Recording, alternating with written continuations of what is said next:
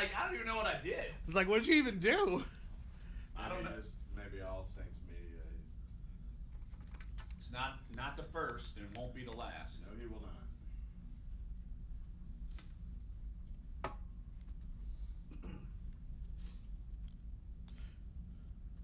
All right, we are live. Love this YouTube page. You're listening live.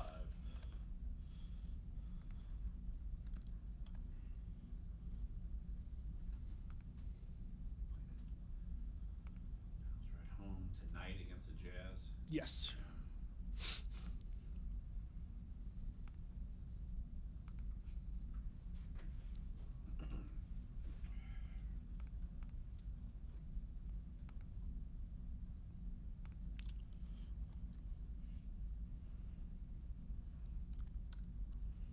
Jeez, the Pelicans are living a tenuous existence in the playoff race. Jeez.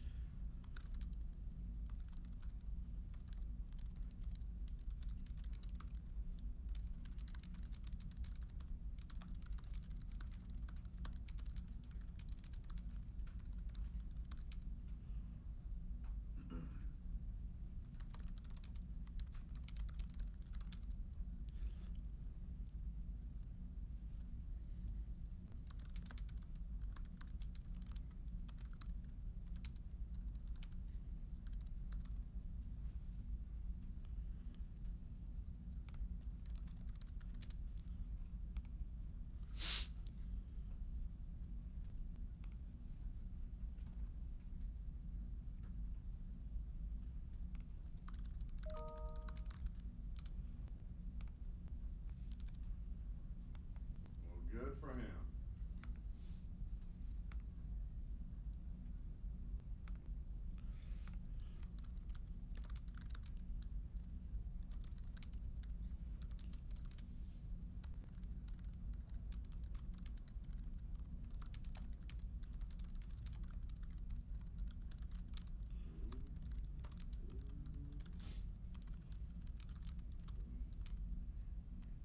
That was Hey, let's do good it! stuff right there. Good Let's do stuff it. right there. Freedom isn't free. Last I checked, it costs $1.05. Cost me like 12 grand. I don't know what you're talking about. All right.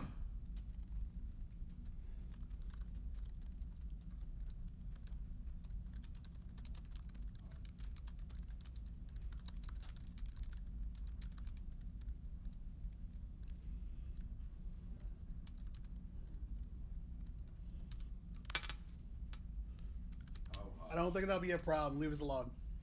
Jeez. Dunc and Holder on a Monday, February 5th, the Monday after a Super Bowl, should be a federal holiday. I think people would agree, especially when it runs into Mardi Gras time. And Jim Derry's here with us, Clyde Berdan's here with us, Dave's back at our iHeart Studios as we're live at our NOLA.com time speaking studios. And so much so where Jim Derry had to multitask. it's a beautiful Monday. You had to multitask and Did. bring the iPad out to the parade route and Yeah, my do daughter. it all. My daughter was a quote-unquote princess in the Crew of Caesar last night. I want to thank those geniuses at the Crew of Caesar for moving their parade from Saturday to Sunday when there was no reason to do it, and had my iPad out, and all except for when one float passed, I was watching the game, sitting in the chair on Veterans Boulevard, and then I got to see the whole second. That doesn't sound that bad. So No, life could be worse. I was about to say your little rant. I don't think it's as deserved as you think it needs It's to be. Monday morning, and it was a 5-second rant. We got on me now. Me loud. Dave's gonna yell at me. He already yelled at me, and we hadn't even started yet. Seriously, and I think that's just sad because we haven't even. It's a Monday. Clearly, clearly we're more subdued. It's not as. I mean, Friday's a Friday, man. You just gotta let loose. I'm not It's even a on the Monday. air. I'm Good not even on morning. the air yet already, and Dave's like, "Don't make me use my dad voice." Don't make me use my dad voice. Well, I agree.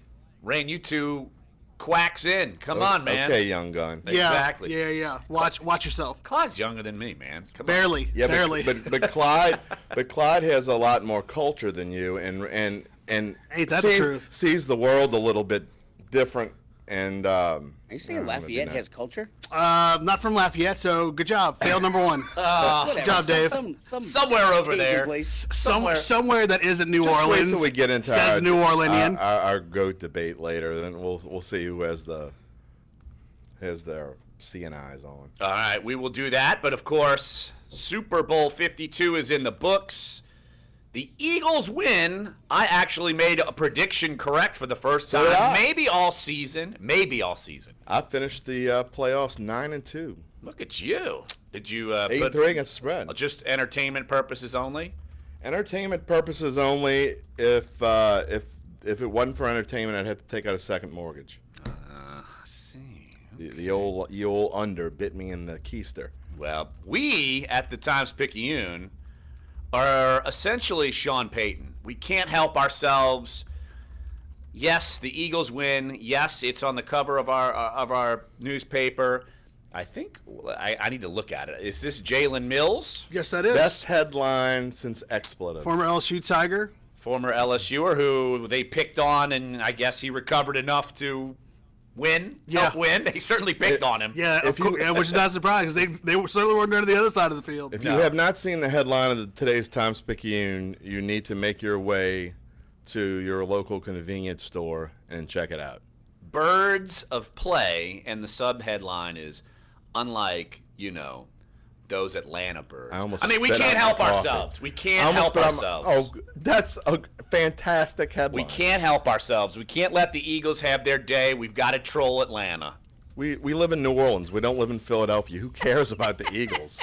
It's worth trolling Atlanta anytime you can. I'm sure they're just still bitter. Say if the miracle pass doesn't happen, the Saints win the Super Bowl. That's just me.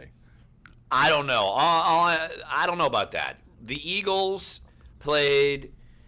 Obviously, defensively, they were flawed, but offensively, they were nearly flawless. The one interception came on a wild, crazy pass, where Alshon Jeffrey's juggling it. He would have made the circus catch. It would have been fantastic, but and then it turns into an interception. But still, look, this was about as entertaining of a Super Bowl as I can remember. I would put it up there in the top 3 or 4 for sure. I'd say entertainment-wise, it was and a lot of times we run into the factor of, man, the halftime show is better than the Super Bowl. I didn't say it, and I don't care. That wasn't the case, and it wasn't. I was walking back from Vets to the house where we were. Poor Justin Timberlake. Look, he's a talented guy. It just lacked a little sizzle. And had a Prince hologram, and everybody screamed and went nuts. That wasn't a hologram. That was more of a projection. Because of religious reasons. Religious reasons? No, seriously, if you did not see the story was that Sheila E. on, I think it was Friday or Saturday, once she caught wind of what JT was thinking about doing for the halftime show, she went on Twitter and said, no, we can't do this. Prince has never wanted to be a hologram. This isn't the case. And then JT's representatives reached out to... He's your boy now. No, he's not my boy. Justin Timberlake, because you want to say Justin Timberlake 17 times? JT, my boy JT. NSYNC has got the flow. So they talked to Sheila E.'s people. Sheila E. told Justin's camp kind of the rules, i.e. that for religious reasons, which he didn't know, Prince was a very, very big Jesus Christ Latter-day Saints. Jehovah's Witness. So that means no holograms? You can... In their That's release, really in their religion. You cannot use their likeness or projection of an image like that. So she told him that. They decided against it, and he went with some white curtain with some projection on it. And that still was probably the best part of the show. I think they just got angry that when they saw Tupac as a hologram at some point in life. When did that happen? That happened at Coachella, and then they also had a hologram of Roy Orbison. Roy Orbison. Sting has already come out and said he's going to write in his will, do not use me as a hologram. There was certainly a moment last night when I thought about you, Larry Holder. I think about me a lot. I only wish that you and Duncan could make a commercial like OBJ and Eli made last night. I could see. We can do the. I could see the you waltz. lifting Dunc up and like doing the dirty dancing move. Yeah, no, that was Irene Cara. Wasn't it? I don't know. No, it's Dirty Dancing. It was Dirty Dancing. That's Dirty Dancing. Yeah. Okay, so which one of you is Patrick Swayze? And I'm definitely Swayze. Have you seen me with hair? I'd grow the hair back, and I could do some. I sort of remember, but I could do some. But I hate to. feathered But Jeff actually has Swayze the hair. body, so I hate to. So someone's got to take the lead on that because he actually works Can out. you lift doesn't Duncan? stop. I don't even know what you guys has the body. But couldn't you see it, Clyde? I mean, I could see it, and I could see totally someone breaking a hip. Absolutely. Absolutely. The time. Oh, sorry. No more singing. It's Monday now. You've driven everyone Yeah, away. if I would Speaking of make a Jeff- request, Janet Jackson all day today. Speaking of Jeff, he will join us top of the 11 o'clock hour. He is up in Minneapolis. Of course, he covered the Super Bowl. Josh Katzenstein. If you missed any of his coverage, you're not looking very hard because Exactly. he was blanketed every possible angle, whether it would be within the game, local ties.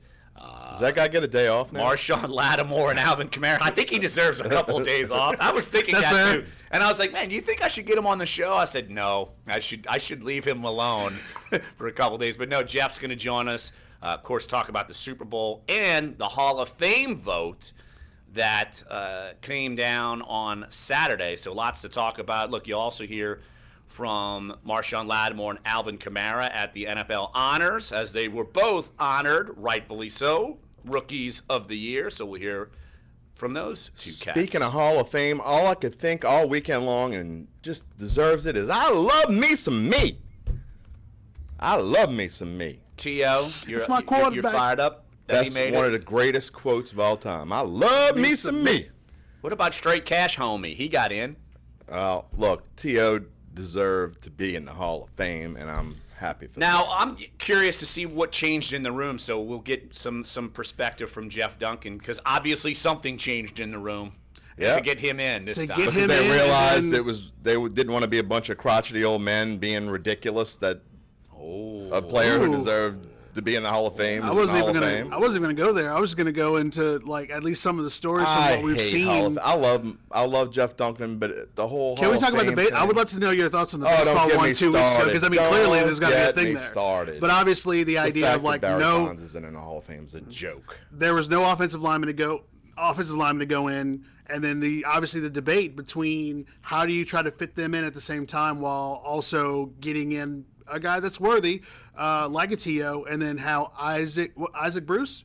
I think he from what I read, he is probably he's going to get in at least if not in the next year, close years because he had at least from what they saw percentage wise enough votes to say this guy will get in probably sooner than later, but he just couldn't get on this ballot. Yeah, I don't know if it'll be as loaded of a class next year. I know Ed Reed, local ties. He's going to be making his first time, and He's a cinch. I Tony with Gonzalez? Tony Gonzalez, and with Brian Dawkins, safeties aren't exactly a norm getting into the Hall of Fame. So now you'll likely have 2 years in a row where you got a safety. But I mean, Ed Reed is He's a cinch. he's one of the best safeties. pride of ever. Destiny. Champ Bailey is in next year's class. I don't think he'll be judged on his practice performance with the Saints at the Greenbrier. I think that might not make the resume. So I don't think Jeff's going to make the case for Champ Bailey. I'll just put it to you that way next year. But no, we'll talk with Jeff about all of that. Look, we'll get your phone calls in as well, 504-260-1280, because I know Jim Derry wants to have and get into Oh, we're a going to have debate the GOAT debate for sure. greatest of all time. And Jim, after watching Tom Brady only throw for 500 yards. Doesn't matter. GOATs don't fumble in the fourth quarter with the game on the line or the Goats Super Bowl. Don't fumble in the fourth quarter. They do not. I'll just put it to you this way as we go to break. Save it. Save it for later. I'll just say this. Have you watched Yes, the I watched. what is it? The two Bills? Huh? The 30 for The 30 for 30 30 last week. No, I that did just not. came I out? have to say that I did not. I was reminded, and it just sparked my memory because of your debate, and you're going to make that claim. I've got a pretty good claim that I saw Joe Montana in an NFC title What game were you, like 4? against the Giants, and it was probably Joe Montana's worst day of his life. And that doesn't happen if you're the GOAT, if you want to make that Really? argument. Yep. The Giants defense that whole Giants team was on an absolute mission, and But they had won 2 Jesus Super Bowls. in Christ the ring. himself Here we go. could have come down and would have lost. Blasphemy! You can't say that. Jesus Christ himself would have lost that day. All right, so we will debate greatest of the all. There you go, time. Dave. There we go. So, all right, let's take a break right here on the show. Look, we're going to run the gauntlet Also, you'll hear from Jason Kelsey, who was very emotional played after the game. good. I think that's a cool story. And then O-line on the played great. other side of the coin, Rob Gronkowski has his comments from the game and Retire. that he's evaluating his future. So we'll hear from him as well. So come on back. Sports 1280, NOLA.com, the iHeartRadio app. Jim Derry's here. Claude Verdon's here. Dave DeCorbier's there. I'm here. It's that kind of morning. Wow, and that's not a beer. Crack it open. That's not a beer. And we're Duncan Holder. Wow, that was loud. Hey, it's Chris Gordy from the Chris Gordy Show reminding you Be a That fun was a one. cool sound effect. That's like a Foley artist. I know. Oh, goodness. here on Sports 1280 New Orleans. Same great I didn't show, realize, same well, great guests, I just remember moved to the probably a afternoon. couple months, maybe a Chris month and a Gordy half Show ago when on I cracked it open and you could hear me pour the monster Right, into my yeah. cup. And I then you was can hear here that fizz day. and just like come out. It's like, what? Refreshing. Yeah, Dave was like, After wow. a week of meetings, everyone's leaving These today. mics are really good. Yes, that's why you can't get That's too because close you to earned it. a weekend I know, I at tried to New put York it with the new away, Hilton Honors and it American was Express like, I business could card. hear it in my So while headset. they're flying home, It was like a commercial. you're on the beach taking a well-deserved nap. Enjoy your corner of the world a little longer with the new Hilton Honors American Express business card. Learn more at americanexpress.com/Hilton Honors. Terms apply.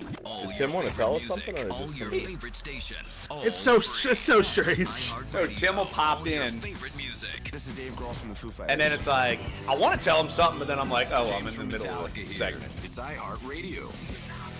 my wife And listening. iHeartRadio is all your to feel favorite honored. I'm stations. listening while Thousands of the crossing the best bridge, radio yeah. stations from across the country. Plus, My iHeartRadio daughter is in two free. parades. They Download the had app a today. parade last All night, your and then favorite the school music, all parade your Oh, favorite stations. Justin Timberlake is coming to the city with You mean his JT? JT is A coming. more peaceful, healthy world happens one To what, person at our a city? time. Yes, he's coming to. Around the Yes, he's globe, coming to there our are children who city. dream of helping their Yes, family, apparently who hope for the Doug's about to future, post a story and to who it. have So a name. Justin Know the Timberlake and person the you're New helping Tennesseans, directly whatever at his Unbound. weird band or whatever he wants to call themselves now. All I know is I was able to catch Hootie on the He's not pregame Hootie. show.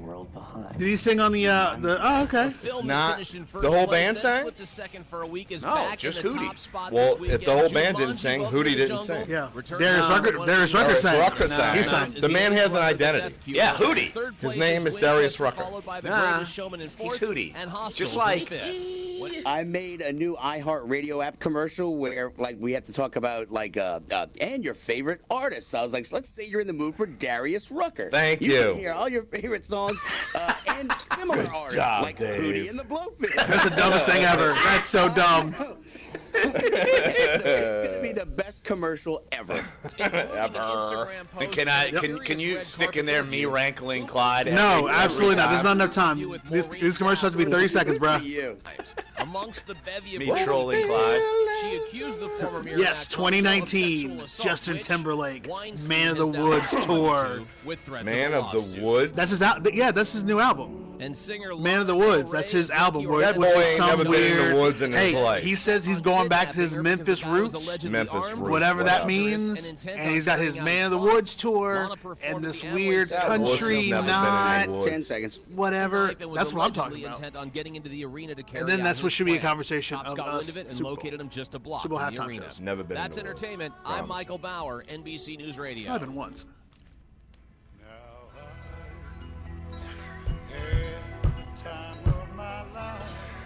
This is Dunc and Holder on Sports 1280 New Orleans.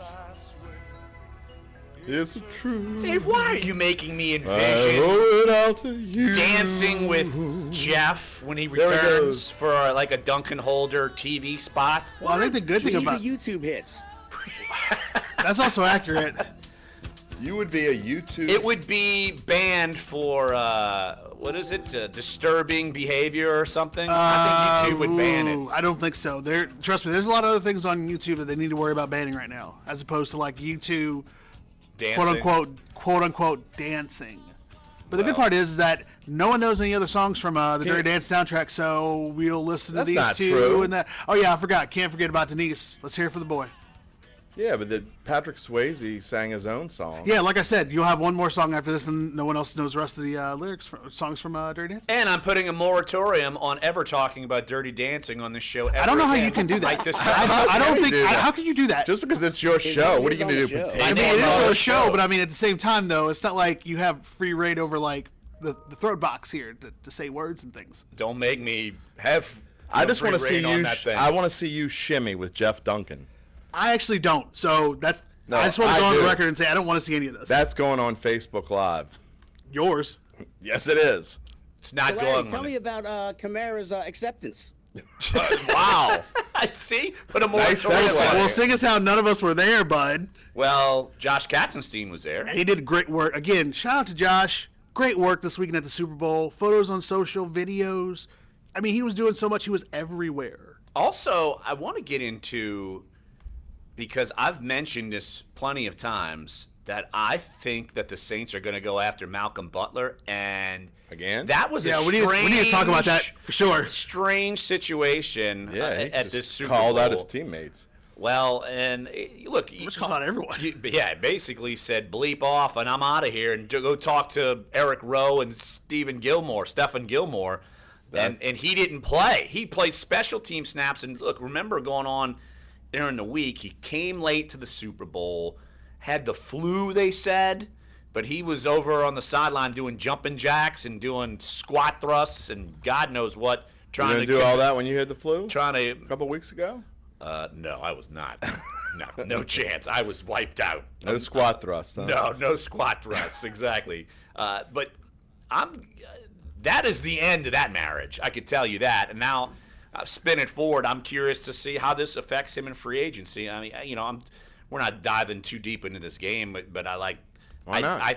Well, we can. I'm saying at this point, I'm just diving into this topic because I'm curious to see what it does for him, and I'm curious. And we wouldn't be talking about that at all if I didn't think there was going to be some potential connection to the Saints. And it could be still. I will say this, and I've said it before. You could say what you want about Sean Payton, whether you like him, love him, whatever, but that's not the kind of thing that flies over well with Sean Payton. I think that will affect whether the Saints go after him or not. I think you're right. I would be in the same boat. Now, unless the price drops on him and something happens. That's He's not not the okay. I'll put it to that you this doesn't way. happen. I'll put it to you this way. Saints players don't do that. Brandon Browner was a turd. Right, and he learned a lesson from that. And he played well for the Patriots and plucked him off of there. So Brandon Browner's reputation And I think he preceded him. I'm telling realizes you that was a mistake. That was a huge. Well, if he doesn't huge realize mistake. it, I mean, he does shouldn't be a realize head it. coach, Come and on, of course he realizes realized it. So yes. To put kind of at least a little bit more context, because he didn't just completely run out of the locker room yesterday. He said, "They gave up on me." He told ESPN's Mike Reese after the game, "Expletive, it is what it is. I don't know what it was. I guess I wasn't playing good, or they didn't feel comfortable. I don't know, but I could have changed that game. They gave up on me." Which expletive was it? Was it a good expletive? No, it wasn't a good. No, it was a bad expletive. Oh, it was a bad expletive. Yeah. Yes. As in like blanket, whatever. Blankety blank. And also during the week, Blanket. he was talking about how he described his season using expletives, basically that he didn't have a good season. And Well, football players don't use expletives. That's not nice. well, it's emphatic. Kelsey did after the. He made a little. I think. He's going to Disney World. Yes. Well, instead of saying we just won the blank Super Bowl. Oh, okay. Well, at least Doesn't beat we're in the going to blank, soundbite we I blank have from Disney. him, it was off the field at the podium. Yeah, it was at the podium, which is And- good. Yes, Not exactly. immediately after the moment was so over. usually people aren't speaking too much about that. But look, as far as this game, how surprised are you that the Eagles even won? Because you're not at all. No, I picked them to win. Why would I be surprised that they won? I am shocked at the way the game turned out and that there were, quick math, 74 points scored. I mean, that absolutely just blows me away. But the fact that the Eagles won does not surprise me at all. I mean, the Patriots have showed weaknesses throughout the season. I mean, they showed them when they played Miami on Monday night towards the end of the season. The Patriots were not all that. They weren't great on defense. I I don't care what their ranking was. I know they were. That's where I was coming for. I know their When I ranking. made the pick, and we both picked the Eagles, I just thought that the Eagles offense would be able to do some damage on that defense because I didn't totally trust that defense. The way Nick Foles played before, leading up into there, and the way the Eagles' offensive line, the Eagles' offensive line was absolutely dominant last night.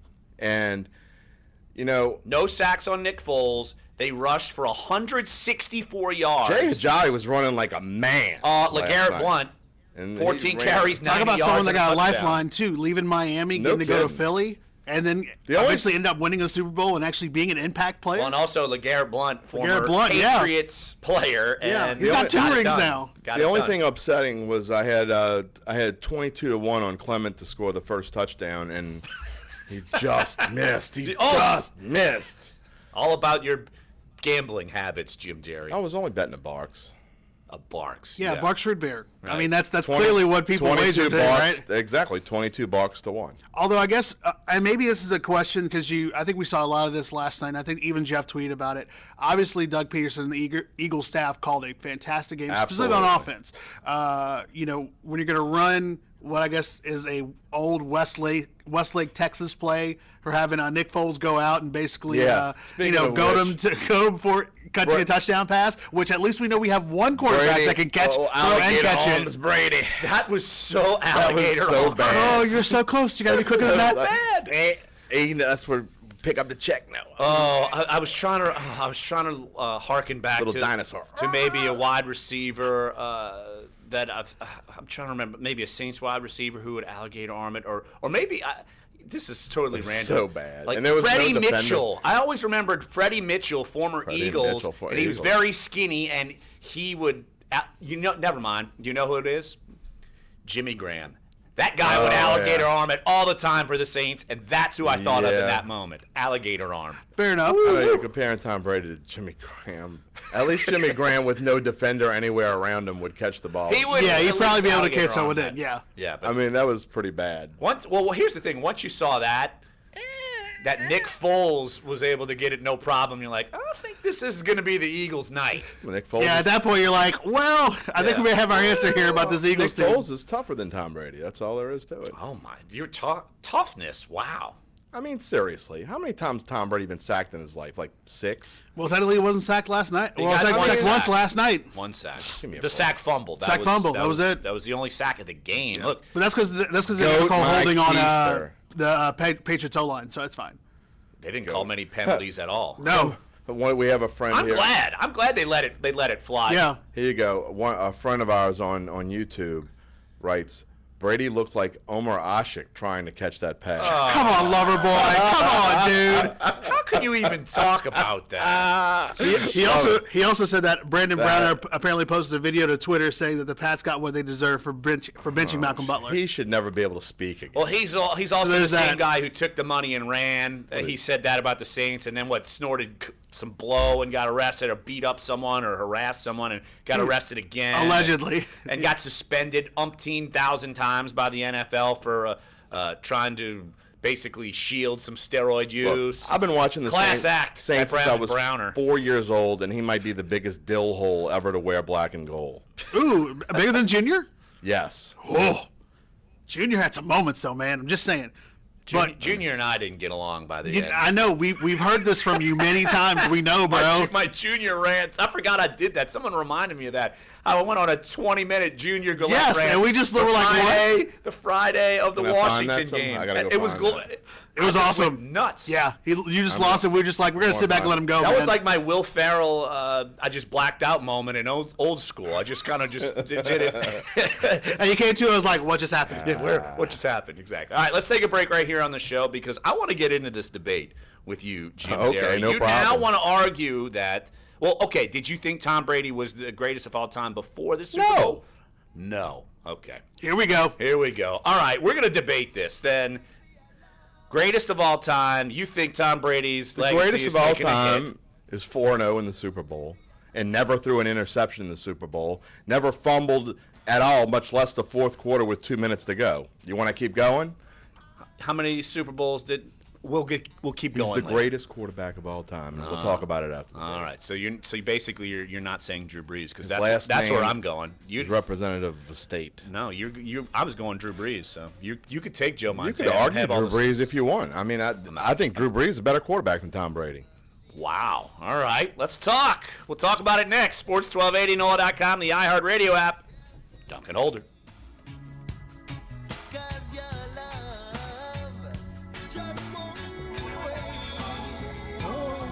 Mellow Monday. Oh, I didn't realize what song this Love was. you, This song is terrible. It's going to be Monday 80s Cheesy's Romance. Oh, wonderful. Cheesy Monday. I like Wonderful. it. Cheesy Monday. Mellow Mondays. That was Yes. like 90s. Mellow, What is it? cheesy Yeah, that Monday. was Big Mountain. Wasn't like Yes, UB. wow, look at you. Thank you. UB40. Hey, actually, in all Yeah, that was seriousness, UB40. Clyde, No, that wasn't your UB40. mic is really hot. It keeps popping. Okay. And even when you're just talking normal. Okay. So I'm I'll, just glad it's I'm not not me messing this with you, time. okay. Urologist Shelby Latino. Have I'm a just great glad day. it's not me. Want a great meal for under $5? Thank you, Glenn Subway Abear. Restaurants have $5. Yes, That's Montana. 6-inch subs plus chips and a 21-ounce fountain. Don't care if he lives in Only at Peru. Subway. Limited time only at participating restaurants. Additional charge for extras plus applicable tax. Live in South America. everyone. South Africa. That is South millennials. America. All right, 2 minutes. So Brady's gotten to 8 Super Bowls, right? He's gotten to 28. 5 and 3. Radio commercials just That's his like record, this 5 and 3. I guess you think LeBron's better than Michael 93% Jordan, of too. Americans every week. That's more than Google, more No, than Facebook, more I'm than not thinking TV. In fact, radio reaches 20% more millennials. That's about the than same TV. kind of argument. What more of the people you want I will to say talk to this. all At over least the that's place? not a You want to get to ridiculous. You can make that iHeartMedia.com argument. I can live with that. AM/FM working I for can, you. but there's some people saying just bringing up. Well, he's gotten Bart more and he's Starr. won more. I mean, that's silly. I mean, that's silly. I mean, really, Or the bourbon stream, creamy chocolate covered. if flavored with the greatest player of all time really might not be a quarterback, it might be Sound Walter Payton. Then head on over to 3501 Hesperell. But if we're going I mean, by I the think you rings can make argument, a we're better about argument for championships Walter and Payton rings. than you can make for Tom Brady. That's just my opinion. I mean, it's not about Super Bowls. Hey, Dave, I just turned down my mic, so let me know if it's all right. Cool. All right. Eagles defeat the New Oh, England that's what you were doing Patriots over there? 41 Yeah, I was just turning down my mic a little bit. Offensive display to win Super Bowl 52 at was US just Bank come and check Stadium out in what shoes you wore. Minneapolis. Yeah, that was First it. Super Bowl victory in franchise history. I only for have the one pair of Eagles. shoes Quarterback outside of Nick flip-flops. Foles is named Super Bowl MVP. You never really know what it's going to be like when you're going to a Super Bowl. I've never been here before, so. I got all the prop bet wins. Oh, yes, awesome. I could go through all this. Giselle Bundchen got shown twice. It was more than twice. Yeah. Well, I saw her twice. It in the was second definitely half. more than twice. I saw her fiddling. She was like fiddling with her hand. Yeah, towards the end. Yeah. Like, get this game over with so we can go home. All right. Well, good. We can go through some of these prop We could have bets. done a better job, but we fought Nipplegate was not. Nipplegate was not said apparently. You don't say. 10 seconds. Mourning the death of 26-year-old linebacker Edwin Jackson, who was hit and killed by a suspected drunk driver That's sad. early Sunday. That was At really sad. Sports, Jake Orwin, NBC News Radio.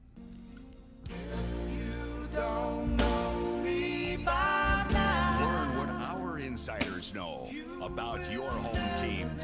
Sports 1280 New Orleans. Jim, just because a song comes on doesn't mean you got to sing it every time. You know, you Man, tell this that is to my me, and we kinda- do it anyway. You realize that? my Get, kinda get a little jam. Simply Red in Wait a there. minute, how many edicts is he going to put out today? A lot, and What we're gonna can- and all we're these gonna things that we ignore can't every do. single one of them. I Every mean, single one. Next thing you know, I'm going to be like, don't open your drink on the air. Yeah. Don't I res- like that. Don't Drink more. You better drink more water. Don't respond to text while we're on the air. Don't touch this football that's in front of you. Mute your computer Now so we don't that's- hear the dings and dungs. Well, I got to do that for Jeff when we're live and you can hear YouTube through the mic. Jim When Derry, I Claude come Verdun, home late at Dave is here. All right, moving on.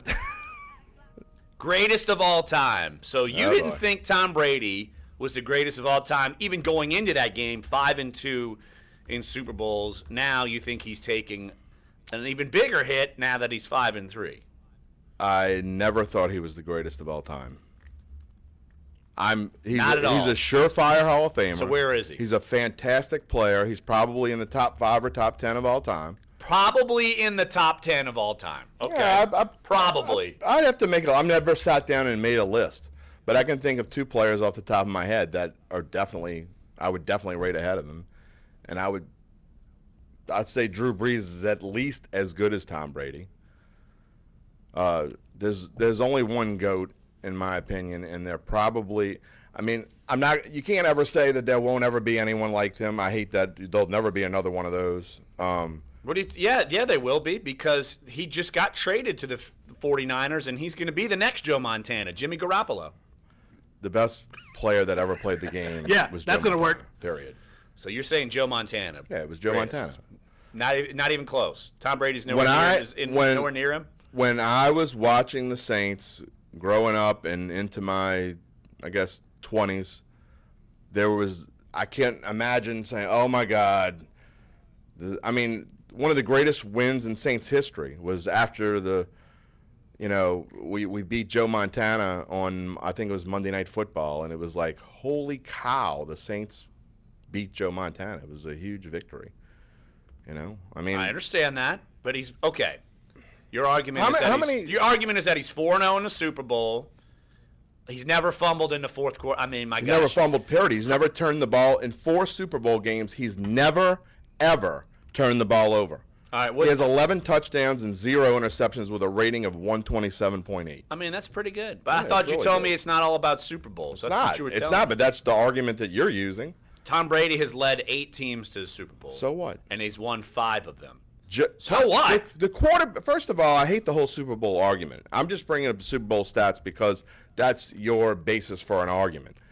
Just like the whole LeBron versus Michael Jordan thing. That's not a contest. It's not one anymore, but I think for a hot second it was because of what he was able to do. He won 3 in a row, right? There are still he was able to win 2. He was able to win 2 with the Heat. Right. He was able to go to 4 with the Heat. He lost 2 of those. Then left to go back to Cleveland. Then won 1 there. Right. I forgot. I don't know. I hate. First of all, look, seriously. That's why we got to pull Clyde in. I hate the whole Super Bowl argument because, first of all, the Super Bowl argument to me is more about what a coach does instead of a player. There's 52 players on a roster. Back when Joe Montana played, I think it was 45. But there are 52 players on a roster, and although the roster turns over quite a bit every year, 52 others outside of the quarterback. Whatever. That's what I mean. It's more than Tom Brady's probably had the greatest collection of offensive linemen throughout his career. How many times? How many times has he been sacked in his career? And I'm joking about 6, but I'd be willing to bet he probably gets sacked on an average of once a game. He's had some years where he's had patchwork offensive lines. Give me a break. Oh, okay. Bill Belichick is the reason why they've won 5 Super Bowls. And look, Tom Brady obviously has a huge hand in it. I'm not taking away from the guy. He's a great player, surefire, first ballot Hall of Famer. He has the stats.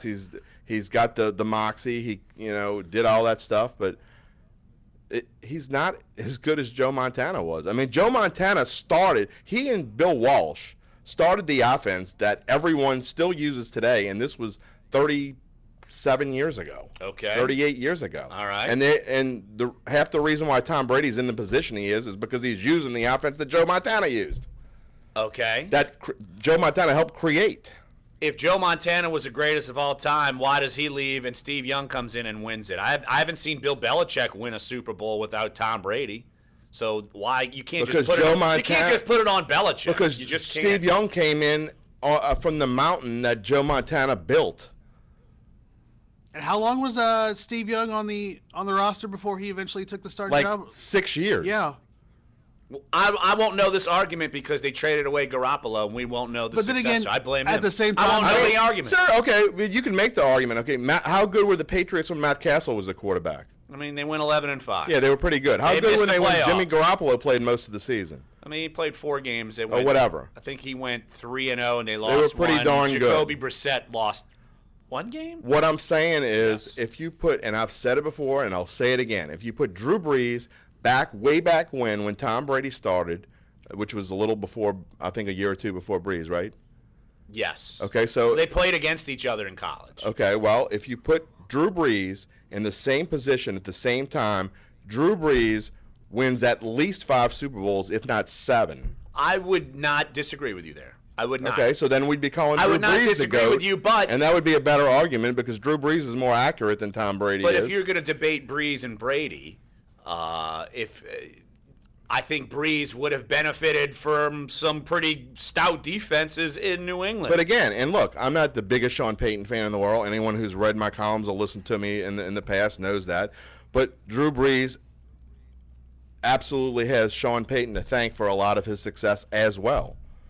It's the same kind of thing. I mean, if Drew Brees goes to Miami, he doesn't have nearly the career that he's had in New Orleans. Now, Tom Brady has had multiple offensive coordinators, and he's been great all the way through. And he's about to lose that same offensive coordinator again to potentially. And I don't know. Head coach. This guy's been there. You want to say he's been there for the last 8 years.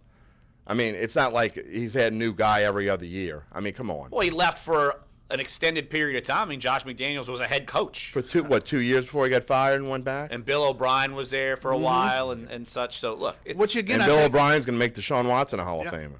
And that's not an exaggeration. Bill O'Brien is not going to make Deshaun Watson a Hall of Famer. Bill O'Brien might not even make it through next season. So let's not go that way. We'll see. We'll see. He might, no. Deshaun Watson is going to be a fantastic. Bill O'Brien is not going to be all right, on-air the bet Texans time. quarterback. On-air bet time. The Texans coach like in 2 years. He's not. I bet you he will be. Oh, okay. Wait. What? Okay. What do we? Will Bill O'Brien be the coach of the Houston Texans? Bill O'Brien, by the way, in the next by 20 through 2020. That's it. Will Bill O'Brien be the Texans coach through 2020 with Deshaun Watson? No. Through Jim is saying because I mean we're talking 2 years. 3 years actually. Sorry, 3 years, but at least will that or at least get us to 2019? So through the 2019 season. Absolutely. He will start the 2020 season as the Houston Texans coach. Okay, that works. Larry? I'm going to say no. Okay. Well. No, because Sean Payton's contract's going to run out. Oh, and guess who's going to be the coach and coaching Deshaun Watson? Sean Payton. No, he's not. Well, at least he'll be in the AFC, so that's good. If he goes so we won't have anywhere, to worry about it. That one game that he'll have to eventually play against the Saints is going to be like, all right, guys, we're just going to let loose. I want you to score 75. All right, great. Sounds good. Thanks. Let's go back to the GOAT debate. All right, well, we need to take a break. Okay. And we'll go back to the GOAT debate because, okay, you mentioned another player. Why don't we get to that? Because you think Joe Montana is the best, and then you think someone else is ahead of Brady. I think I would put Walter Payton ahead of Tom Brady. All right, interesting. All right, we'll talk more about that. Also, who only made it to one Super Bowl, and Mike Ditka screwed him. We will make sure we get through the all-important prop bets that we went through on Friday. Oh, I can't wait to talk about Giselle. I mean, that's what a smart talk show is all about. That's right. Exactly. Nipplegate. We're going to talk about that, too. I had the time of my Justice life. for Janet. Justice for Janet. I was like, what? I don't even know what that meant. Justice. Mellow Monday. Justice for Janet. So, also, don't forget, Jeff Duncan will be joining us top of the 11 o'clock hour. So come on back. Sports 1280, NOLA.com, the iHeartRadio app, Duncan Holder. Also, odds to win Super Bowl 53. Oh, nice. I saw that. In fact, I had that up on my phone. Are 18-1. Oh, 18? They were 20-1 last night. The Rams, Cowboys, and Falcons. Vikings and Steelers are 12-1. Eagles 9-1. Packers 9-1. Patriots 5-1. I'm serious. Like, I don't know what the hell's going on. I gotta take. You get the point on sports. We broke him. Great job. He debated so hard. Unlike Skip Bayless, where he apparently sweats through his clothes, Jim has pulled a muscle in his back. Daily chef We special broke him. or an overstuffed pulled pork. Open Monday through Saturday. YouTubers, you are 11 a.m. to seeing 9 p.m. with 2 locations to serve. I had in the time of my Bucktown life at until I pulled the muscle 1001 on my Live Oak between Bonneville and Lake Avenue, or in Kenner at 910 Until the West Giants Esplanade broke at Shackley Boulevard. Let Joe Mr. Ed's Montana's cater back your next 49-3 event. in the Mr. Ed's NFC Seafood title Italian game. Restaurant. I don't think 2 great Tom Brady's ever locations, lost 1 an great NFC menu. a The title Phil's game Oyster Bar and Fish House, now 49-3. open the quarter 7 days a week. Also at true. 512 p.m. Hi, it's Colin Coward. Me? It's part of the argument. Parts of the Pulling out one game game. is I'm picking pulling out out a the very career. best commercials. I'm sure Yeah. most of you saw the Ram truck. Joe Vikings Montana commercials. only made it to What you 4 need to do Super now Bowls. is check out Tom the Brady's full made it to version 8. of the commercial on the Ram And he's truck lost YouTube 3 page. and won There one was a more. group of Vikings He's and a lost Viking 3 ship more pulling the than new Ram Joe truck from Montana. Iceland. This was a across great the ocean meme and last we will night. watch the game. And of course, Tom the Brady next is thing you know, 0-3 in discovered Super Bowls, recording where approved. We will watch the talk of the Super Bowl is the Eli Ram Manning. Trucks ad during the game on Sunday, just a teaser. Be sure to watch the That's full true. version now on Ram Trucks YouTube page. 70% of the car break-ins last year in the greater New Orleans region were cars that were left unlocked, and 665 guns were stolen from these vehicles, which end up being used in future crimes. 1 minute. Crime Stoppers urges you to remove valuables and lock your car. Remember, lock it or lose it.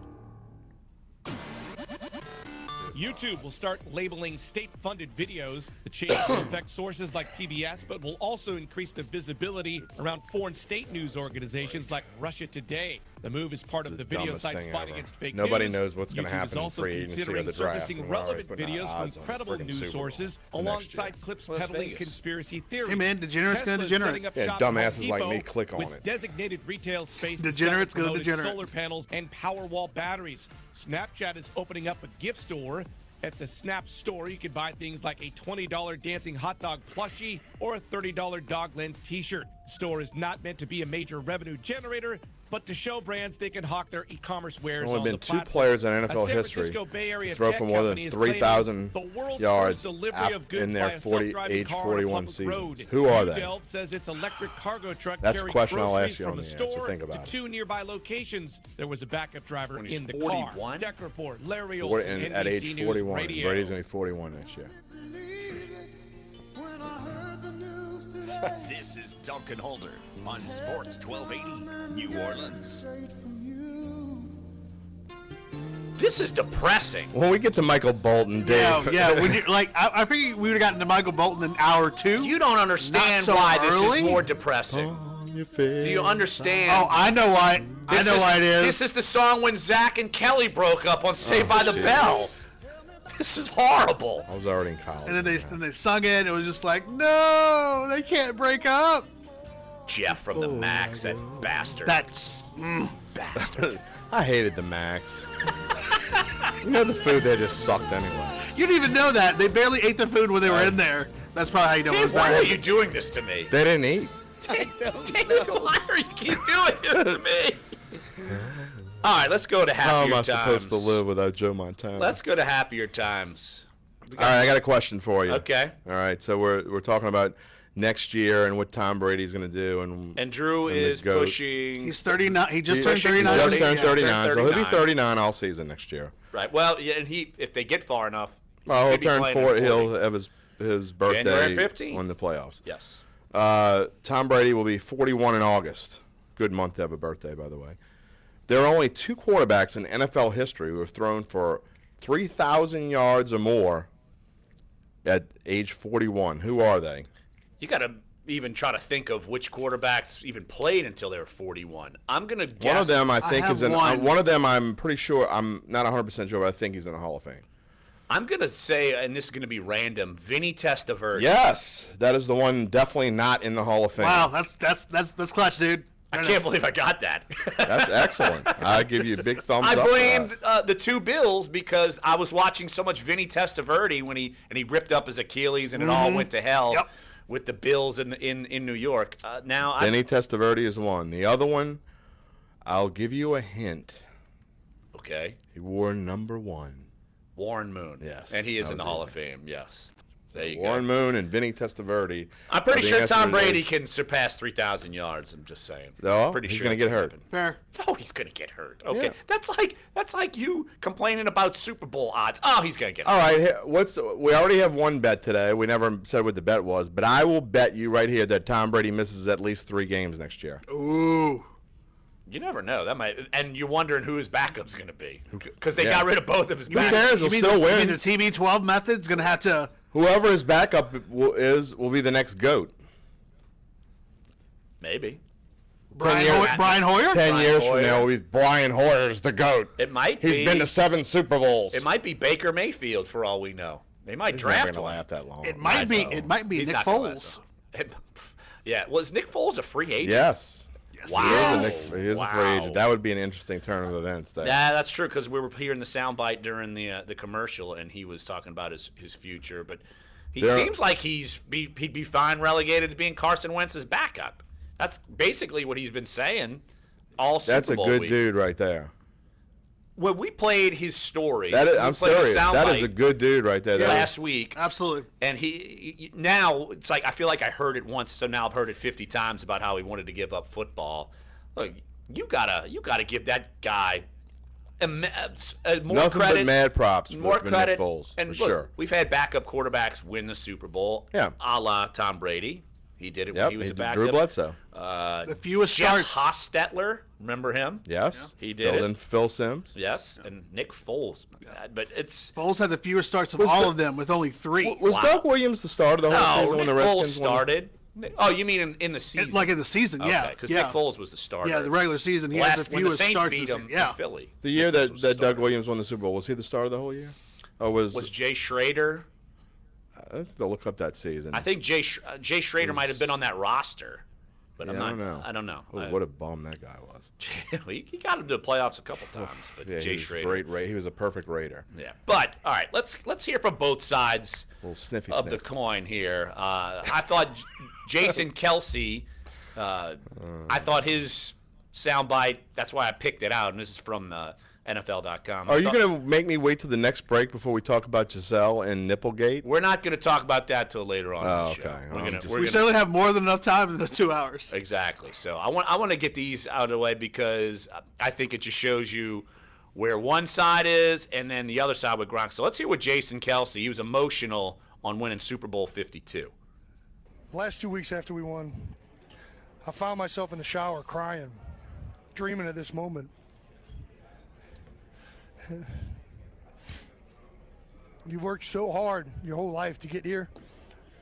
Everything culminates. And I can't help but think back to a quote my grandfather gave me from Calvin Coolidge about persistence. I'm not going to say it because it's a little long and it'll drag home, but he gave me that quote when I was 18 years old, when I was not given a scholarship to play at any Division I university. My father and mother told me to stay after my dream. And I've officially accomplished the best thing in this sport with a group of guys who mean something. The resiliency of this team is incredible. We've all talked about it, but when you really sit back and think, a lot of you guys picked us to finish dead last in the NFC East. As the season went along, nobody gave us any inclination that we were the best team in the NFL, especially after injuries started happening, which is understandable. But the fact that we were able to overcome everything, just keep moving forward. I can't help but be a little bit emotional.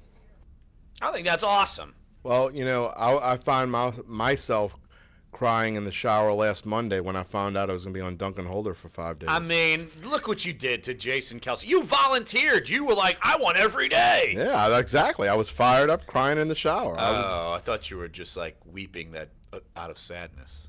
No, I was like happy tears. Yeah, that's not the same thing. No, all kidding aside. Seriously. I mean, it's moments like that make things like this special, and you can hear it.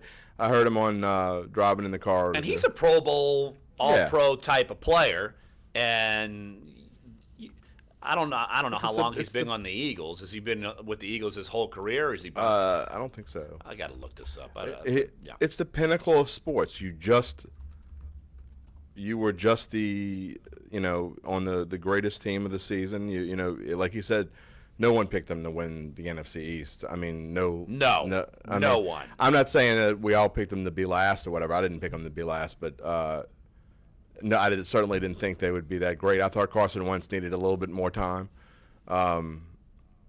But to hear those kinds of emotion, it brings back memories, really. And we talked to a bunch of Saints last week and who were on the Super Bowl winning team. 3 minutes. And that they all felt the same way. And it just brought back a lot of memories to hear that and see that. And when it's a team you don't dislike per se, or the team that's done it all the time or whatever, it means a little bit more. It's a little bit more special to watch those sorts of Super Bowls. Yeah, look, he was a 2011 6th-round pick, 191, and excuse me, he's been with the Eagles his entire career. And look, so the Eagles have been ups and downs, and so they're like a cursed franchise, and now they won. But let's hear from Rob Gronkowski, his thoughts on the loss, and kind of surprised me, his thoughts on what could be next for his career, which maybe nothing might be next. Here's Robert Gronkowski. It stinks to be on this side, for sure.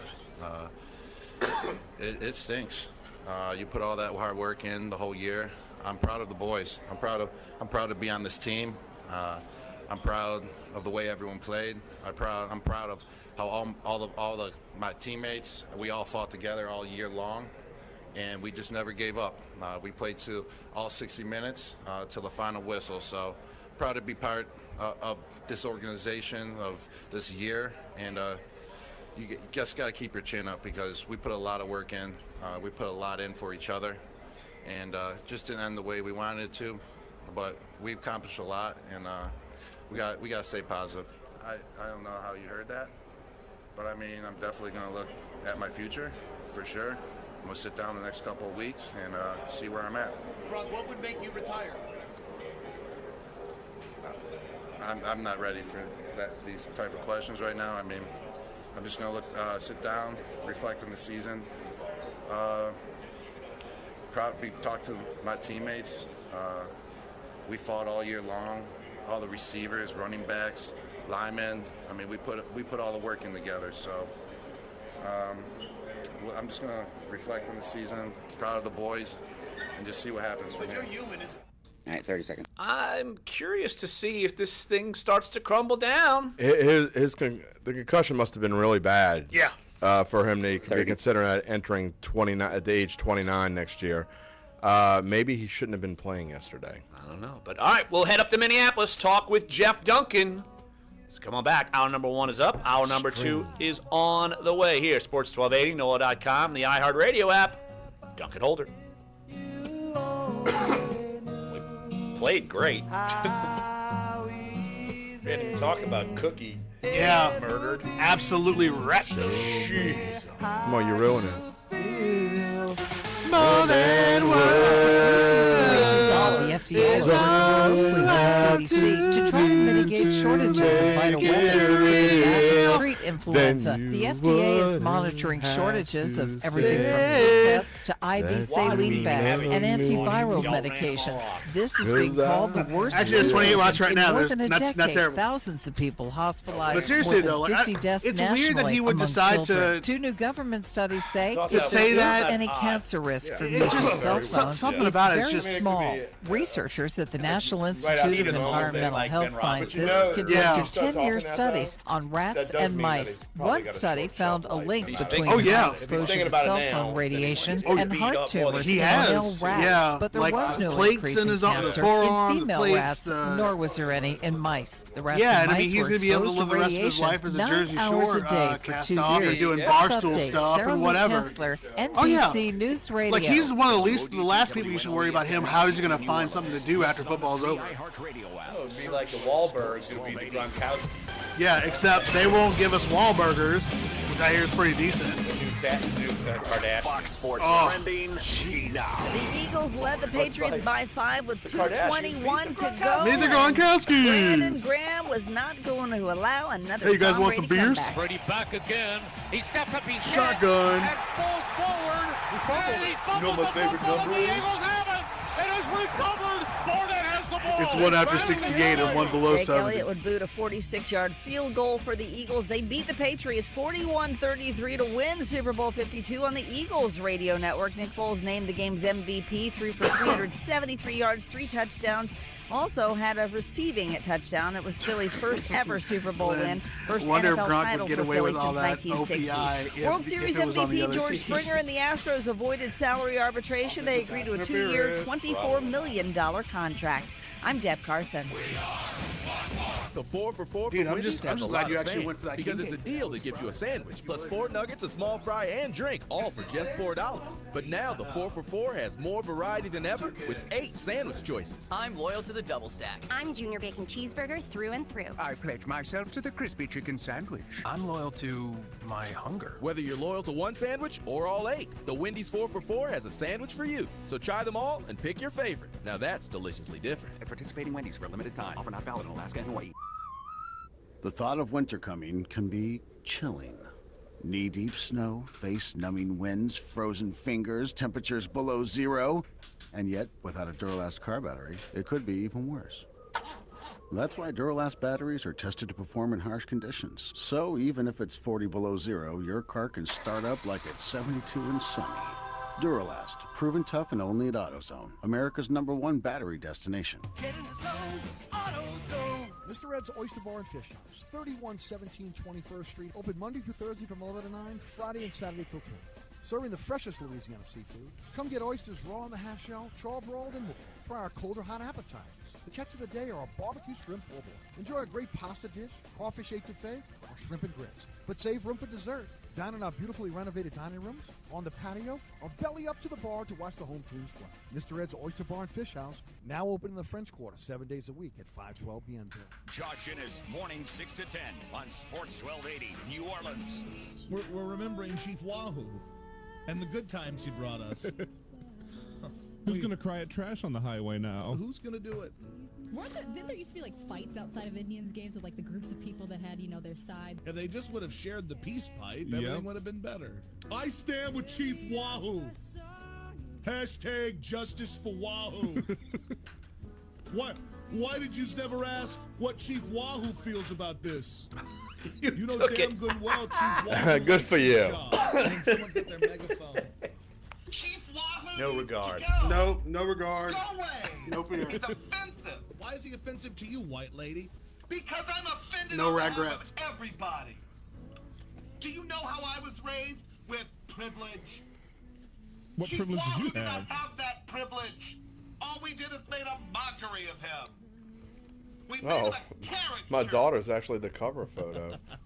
This Oh, guy's in nice. a Cowboys jacket and he's yelling. He's upset.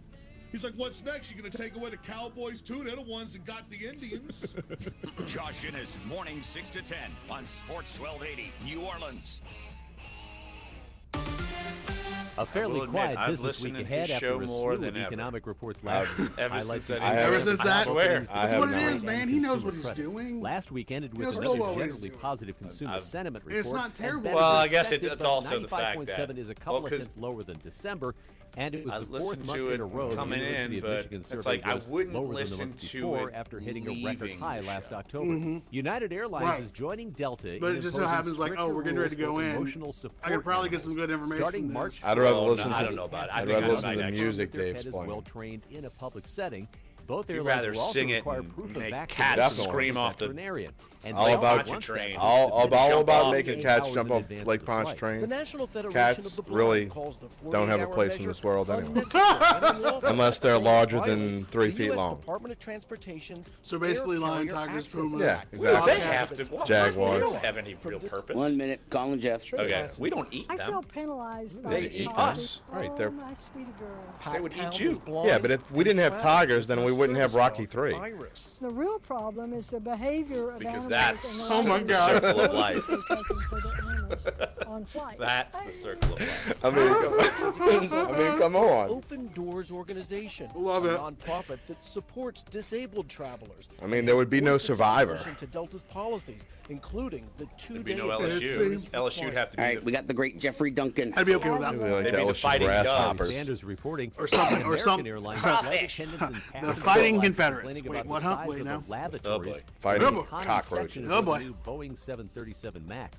They only memeasured 24 The inches LSU wall to wall, annoying making it termites. pretty tough to sit Is around the once time of my the life. formal flight is I never felt this way before. Oh my God. Stuck in my head. Seconds till showtime. You know that's coming up when Dunc comes on, by the Torture. way, Consumer right? and business I'm glad I'm news. going to see Gil the Gem McConnell, Blossoms on NBC Sunday. News Radio. Are you really? Yep. Don't sing. NBR.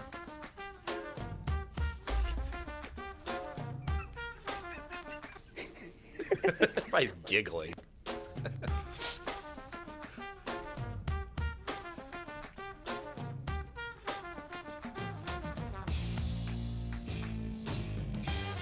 Duncan Holder, hour number 2 on a Monday, February 5th.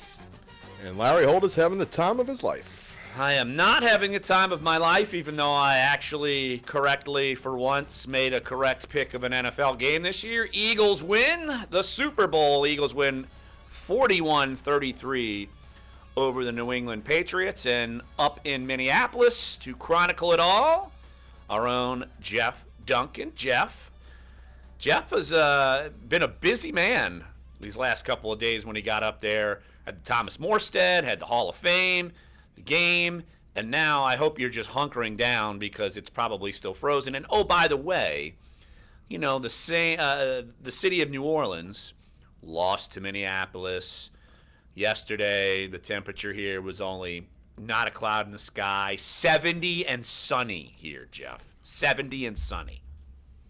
Thanks, Larry. I really appreciate you reminding me of that. And look, we've not had much luck with Minneapolis, have we? New Orleans football team lost both games to the Vikings this year. I covered the Pelicans. They were swept 4 games to the Timberwolves, and we lost the Super Bowl to Minneapolis. I think everybody in New Orleans would be glad to get out of this town and start picking on some other opposition. If it makes you feel better, Dunc, I did have to wear a sweater to the parade last night. No, that doesn't make me feel any better. Guys, sorry. JD, the biggest nightmare for this thing, and if you all can appreciate how crazy any Super Bowl is, you all have all been to Super Bowls, is trying to get any ride-sharing program after a major event. It's compounded by the freezing cold weather. I mean, people are out trying to get Ubers or Lyfts, and with the cold weather, you can't really stand outside very long. And I had actually, after the Pelicans game the other night, my phone froze on me. It actually froze up. Wow. It died as I was standing outside for a half hour, and that did not make me very happy at midnight. So they will never get another Super Bowl here until they build another stadium. Let's hope that's 25 or 30 years in the future. Jeff Duncan joining us here from Minneapolis right here on Dunc and Holder. Okay, let's start this segment because we're going to keep you for a couple of segments because there's so much to talk about. And I simply miss you, Jeff. I just miss you so much. I wonder why. Yeah, exactly. I'm having to wrangle these cats, literally cats, screaming cats. I'll never be wrangled. Exactly. That's the problem. But, Jeff, Eagles win. They are now in the discussion of Super Bowl champions because this is the first one they've won. Just, I know you were on the Patriots side of the bandwagon as far as picking them to win. Just your overall reaction to this game. Yeah, I couldn't have been more wrong. I mean, I was completely wrong on this game. I thought New England would win. I thought they would control the game. I thought it would be low scoring. Nothing that I predicted came true. And Philadelphia was the better team. And, you know, we heard a lot of Saints fans saying leading up to the NFC Championship game that if they'd have beaten the Vikings, they'd have beaten the Eagles. I don't think that's quite the case now that we saw Philadelphia reel off 3 pretty impressive wins as underdogs in all 3 games. Of the first team in NFL history to win 3 postseason games as underdogs. So it's a testament to Doug Peterson. I don't know if you guys agree, but I thought Doug Peterson called a great game yesterday. I mean, they were aggressive. That's how you have to beat New England. Look at everything that went right for Philadelphia, and they still kind of had to hang on for dear life to win that game. So I was really impressed with Philadelphia's game plan and the fact that this team lost their starting quarterback, their starting left tackle, Darren Sproles. They lost a lot of key guys this year and still won the whole thing. Nothing but credit to Peterson and his team. Dunc, just talk about the emotions in the locker rooms last night. And, you know, typical for a Super Bowl, I mean, you know, one side's the Patriots aren't used to losing, even though they have lost 3 times in the Super Bowl. But in Philadelphia, just the raw emotion of I mean, their first NFL championship of any kind in 58 years. I mean, it's or 57 years. It's just talk about that a little bit. Yeah, a lot of guys very emotional afterwards. Malcolm Jenkins, former Saints first-round draft pick, in particular, I think, was as emotional as anybody. I thought he played a great game, left it all on the field, and you know, he talked about afterwards how much better this one felt than the one he won in New Orleans. I know Saints fans won't like that, but he just said all the things that this Eagles team had to overcome made it a sweeter achievement. That, you know, that Saints team in 2009 was just dominant and kind of rolled through everybody. This was a little bit more of an upset, I think, and so Jenkins understandably was very gratified that they were able to pull that one out against a dynasty like the Patriots. And you know, the Patriots were a little stunned. They're not used to failing in the last 2 minutes of a game. You know, I'd chronicled before my column came out, I thought they were going to come back and win because I'd seen it happen so many times. You know, they'd rallied from 10 points down to beat Seattle in the fourth quarter a few years ago. We all know they were down 25 in the third quarter against Atlanta, and they were down 10 in this game and came back and took the lead. So I think everybody watching that felt like New England was just going to go ahead and take care of business. And then finally, the one sack in the game, Philadelphia makes, and really I think that kind of sealed the win. And it was kind of interesting that it was a defensive play because there wasn't a whole lot of defense in this game. I chronicled that as well. 29 records set, most yards combined in Super Bowl history, second most points. I mean, it was just a crazy, crazy night. Jeff Duncan joining us right here on Duncan Holder. Of course, here on at NOLA.com, Times-Picayune, Sports 1280. Jim Derry, Clyde Bird, and Dave back in the studios. Jeff, how impressed were you with the way Nick Foles handled himself? Well, I mean, that was remarkable. I mean, he was the reason I was picking New England to win that game, and I could not have been more wrong. He proved me wrong. 28 of 43, 373 yards. Really, I mean, the one interception was kind of a fluke play. They just played a perfect game for the most part, and that's what you have to do against New England. They didn't have a lot of penalties. He was in total command, and I think it sets up for a very interesting situation now. What do the Eagles do? Obviously, they're going to go back to Carson Wentz, but Nick Foles now becomes a very attractive trade chip if they elect to trade him, because I think he proved that he can play at the highest level, and maybe he's just a pretty good quarterback. I thought about that last night during the game. How many teams in the league have a guy backing up as good as Nick Foles? I mean, I don't think there would have been anybody. For instance, Brady's backed up by Brian Hoyer. So credit to the Eagles organization realizing that's a big, important piece to your football team, and I'm interested to see what they do with Foles going forward. You know, a guy that played at the same high school as Drew Brees, broke all of Drew Brees' records, came out of Texas, you know, very competitive high school football region, and he's had kind of a storybook career, and I thought he handled himself afterwards. I was just really impressed with the way you can see why players gravitate to him, and he's such a leader. The way he's deferential and gives all the credit to his teammates makes players want to play for him, and I thought he played as well as you could play under those circumstances. Dunc, I was speaking with Mark Chafisi last night, formerly of WWL Radio, but we were talking about how, you know, Chase Daniel was with the Eagles, and they basically let him go because of his salary, bring in Nick Foles. It's kind of an interesting thing that happened there, and if Chase hadn't been in the league as long as he had, making the money that he was making to be a backup, it might have been Chase Daniel there. Yeah, that's a great point. And you know, they brought in Chase to be that guy, and I can see why they elected to go with Foles. Though I mean, saved the money and won him a Super Bowl. Yeah, I mean that was a big time playing by Foles. I mean, he was making some throws that you just can't throw it any better, and he was. I think the thing that struck me was just how in control he was. I mean, they blocked up very well. New England didn't get much pass rush at all. Didn't have a sack all game, and I think you have to do that with Foles. He's not particularly good off the mark. But some of the throws he made, I mean, he was dropping dimes. Yeah. And New England, of course, making the controversial decision to not play Larry's boy. I've already talked about it. What are you going to do about that one, Larry? I don't know. I don't know what to do either. I think that's an interesting decision the Saints might have to make. Maybe they're hoping the price comes down, and then because and I brought up the fact that look, Malcolm Butler's obviously not going to be leaving on good terms there. The Saints, remember, they signed Brandon Browner off the heels of him winning a Super Bowl in New England. They knew Brandon Browner was no choir boy, but I mean, Malcolm Butler to me is a better player, but he might be more expensive, and this should throw a little monkey wrench into my predicted plan.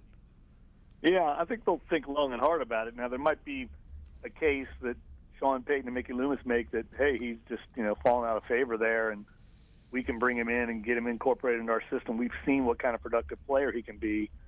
But I think it has to give them pause just knowing that Sean Payton, how much he respects Bill Belichick, and if this is a guy in that circumstance isn't going to play him and will jeopardize a Super Bowl title, I mean, that's remarkable. I think that's definitely going to force them to at least do their homework on him and see if, they are doing the right thing. If you're going to shell out money for a guy, you certainly don't want some kind of off the field issues. They've had enough of that, and they certainly don't need to bring somebody in to the chemistry. And I think you all both agree. I mean, that's one of the things this Saints team has right now is excellent chemistry, excellent locker room camaraderie.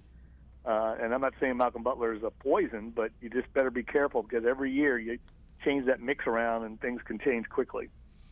Jeff, why don't we take a break right here, and when we get back, we want to talk with you about the Pro Football Hall of Fame. Of course, new class got in, and want to get your thoughts about that, what was going on maybe in the room, and I'm sure everyone wants to know what changed from last year to this year with Terrell Owens getting into the Pro Football Hall of Fame. So we'll talk with Jeff about that coming up next here. Sports 1280, NOLA.com, and the iHeartRadio app. We're Dunc and Holder.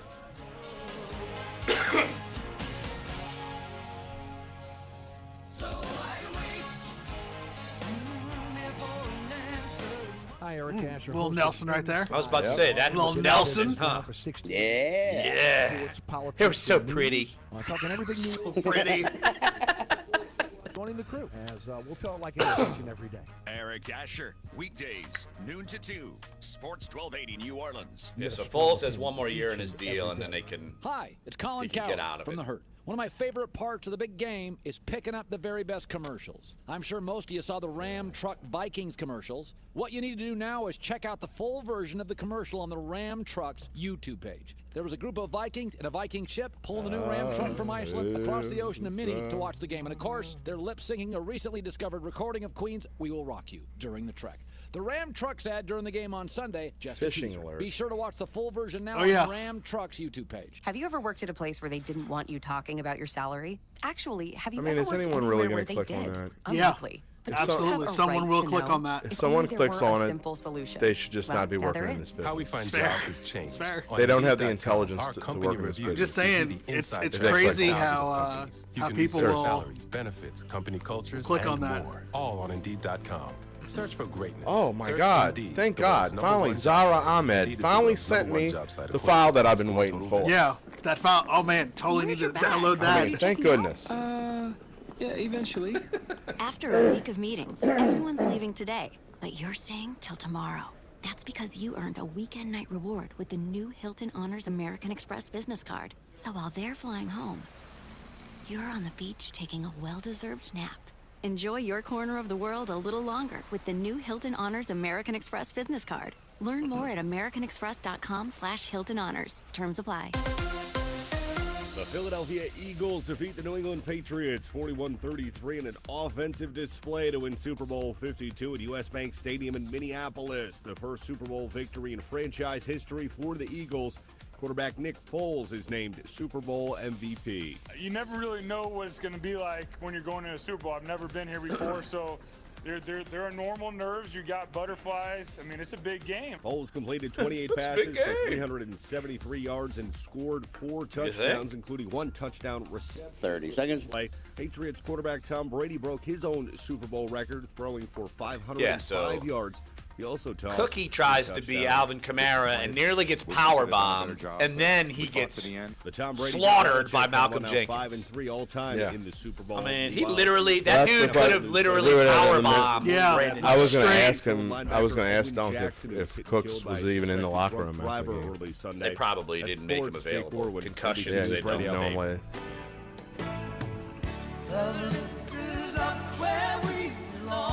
This is Dunc and Holder on Sports 1280, New Orleans. Welcome back, Dunc and Holder. Jeff, I've got to ask you, before we get into Hall of Fame talk, is Brandon Cooks surviving? He literally almost got powerbombed trying to be Alvin Kamara. And then Malcolm Jenkins destroyed him. A legal hit, destroyed him, and Brandon Cooks was out for the game. Yeah, we never saw him again, and that was a brutal hit. I obviously didn't see Jenkins coming from the backside, and horrible way to end your first Super Bowl for Brandon Cooks. I mean, he was going to play a key role, I think, for them as their deep threat, and they had to adjust on the fly, as the Patriots always do. I thought they did a good job of producing. I mean, Brady had a monster game, even without Cooks. But it'll be interesting to see what happens with him in New England. You know, I mean, I think there's a lot of questions now going forward for New England. They've got so many players that, you know, are up for grabs.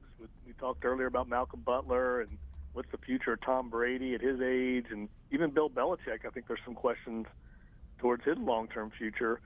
This dynasty might finally be showing some cracks, and in that regard, a guy like Brandon Cooks might have to move elsewhere. They haven't paid a lot of receivers over the years in New England, and that is starting to look more and more like a good deal that the New Orleans Saints made. Dunc, before we get the Hall of Fame talk, there's you know, seeing that commercial last night of Eli and OBJ, I was thinking of Larry Holder and Jeff Duncan, and could Holder and could Duncan Holder pull off that kind of commercial, and who would be you know, who would be Patrick Swayze in that situation? Well, of course we could pull it off. We can pull off anything. Larry can pull off shaving his head. We definitely can pull off a touchdown celebration commercial. We've done plenty of that. Yeah. I love that. Didn't you guys? I thought It was awesome. I didn't get to see enough commercials. Usually in the press box we don't get to see them, but I did put in my earphones. They give you these little earphones, and you can listen to some of the commercials, and I caught that one. I thought that was excellent. And that's all part of the experience at the Super Bowl. But, look, again, Eli, what's going to happen with him? I mean, this is what this whole offseason, Duncan Holder, man, we're going to have a ton of stuff to talk about on the show with some of the comings and goings of the NFL over the next 2 or 3 months. No doubt about that. Now, Jeff, Pro Football Hall of Fame, you're in the room. You got Ray Lewis, Brian Urlacher, Brian Dawkins. I think that was a kind of a surprise from the outside looking in. And then you have T.O., and I'm missing the other one. I know there's a few other ones. Bobby Beathard got in, Jerry Kramer. Who am I blanking? Oh, I'm blanking Receiver. on. You're talking about Randy Moss. Yeah, I would say a receiver. I'm blanking It's on a him. receiver. Just how did this? I'll just start with T.O. What was different this year than last year with T.O.? Well, it's a different year every year, so I don't think his candidacy changed that much. The people that were against him were still against him, and the people that were for him were still for him. But I don't think this class in general was as loaded as past classes, and I think it opened the door for him. And I think having Randy Moss in, you know, the class of 2018 makes a lot of sense too. I mean, he had some controversy that accompanied his career, saying he didn't play hard all the time, was not known as a great locker room guy. I think the numbers for both of them were just so overwhelming. I mean, Terrell Owens, second all-time leader in receiving yards, 8th all-time pass catcher. It's hard to turn those kind of numbers down. I think everybody in the room recognized that while Terrell Owens is certainly a controversial figure, and people make compelling arguments, and I know we often get criticized. People think, I even read the comment stream on NOLA.com saying that the writers have a personal animus. No. I don't think that's fair. I think that's a misperception that's unwarranted. The writers almost always are bringing up what his teammates and coaches said about him. There's a difference. And there are a lot of players and coaches that played and coached with Terrell Owens that hated him, that wanted him out off their team. He was cut in the middle of the season. He was traded just to get rid of him despite his obvious talent. And you have to ask yourself, is that a Hall of Famer? Would that happen with Drew Brees? Do numbers of players hate Drew Brees? No, of course not. And so you have to weigh all that against the incredible production. So it's not that Terrell Owens didn't talk to a writer sometimes and they're holding a bias against him. That's just not the case. And it wasn't the case in this instance, but I just think the numbers finally added up with the class in general, because I do think this was a class that it was pretty easy to eliminate the first 5 of the 15, and it came down to probably about 8 players for these 5 spots. And I think the top 3 with Randy Moss, well, obviously Ray Lewis was a shoe-in. Randy Moss and Terrell Owens were pretty cut and dried. Dunc, I think I definitely believe that you don't feel that way, that you don't necessarily hold personal animuses, but I don't know that that's the way with everyone else that votes. And it's not as bad in football as it is in baseball, but I mean there are some times when you just shake your head and wonder. And I mean personally, I think the best players should be in there. That's just my own personal belief, and I'm thankful that T.O. is in there because I think he is certainly one of the best receivers of that generation. And you're right, it was fitting that he went in with Randy Moss because they were similar type of players. And but you know, sometimes you just wonder. And I know some guys are jerks, but I don't know where it says if you're a jerk you can't be in the Hall of Fame. Well, again, it's not just that he's a jerk. It was that he was a jerk to teammates and coaches and was suspended for games, letting his team down, getting cut in the middle of the season just to get him out of the locker room. There's a difference. I mean, there are a lot of guys that are jerks that got in the Hall of Fame. Charles Haley, Art Monk, Chris Carter wasn't a choir boy that didn't have this kind of opposition. And I have to point out, it wasn't one or two people. All 4 teams, I think he played for 5 teams, 4 of the 5 teams, 4 different people had these in the room that covered him, had the very similar things to say. I think it's hard to just discount it as, oh, this guy or this gal has something against him when you got 4 different people with the same opinion. And I really respect the people in that room. I know how hard they work at it. I know the responsibility that they share in putting in the right people for the Hall of Fame and understanding the bylaws and what we're doing and upholding. And if you sat in that room, and look, the last 2 years we've had James Lofton and Dan Fouts in the room, 2 Hall of Famers themselves, 2 former players. And I won't go into detail, but they weren't exactly the biggest cheerleaders for Terrell Owens either. And they had nothing to do with covering him and having personal biases. So I think it goes beyond that, but I do think he deserved to get in just on his sheer numbers. But it was not as easy a decision as I think a lot of people would think. And I think if people sat in that room and listened, I think their minds would get changed. And I will say this. Possible. My mind gets changed every year. Going in there, listening to the presentations that are made by the selection committee members, it's amazing how you come in and can be swayed because of the quality of a presentation. But at this point, the other thing I would say, you know, when you get down to the final 15 players, they're all great. You can get to that point by not having an incredible career. And so I compare it to like a beauty contest. I mean, everyone on the stage is beautiful, and you just got to figure out who's the most beautiful. And it's hard because they're played different positions in different eras for different teams that maybe had success and won Super Bowls. Other ones didn't have success. How do you weigh that in a team sport like football? It's a very big challenge that we have in there, and it's a struggle. That's why that meeting lasts for 10 hours every year. It's definitely worse in baseball, and I go round and around with my friend Derek Gould, who covers the St. Louis Cardinals, and we have little friendly banters back and forth about this sort of thing and who belongs and who doesn't. But and I know your job's tough doing that, as is everyone's on the committee. And you're right. If I sat in the room, I might feel differently. Yeah, I think that's the one thing. Look, we've getting criticized a lot for the Terrell Owens thing, but there's a very compelling argument that people have made, and it goes beyond he was a jerk. It really does. It shows that on the field, I mean, you know, he led the league in drops almost every year. That's something no one talks about, but he played a position in a West Coast system where the ball is funneled to him. He's going to have big numbers, and I'm not trying to discount what he put up, but that's just the fact. It's very similar to every player that's ever played that jack position in the Pittsburgh Steelers. You know, Kevin Green, Joey Porter, James Harrison, they all end up with 12 to 15 sacks because that position is a playmaking position in that scheme.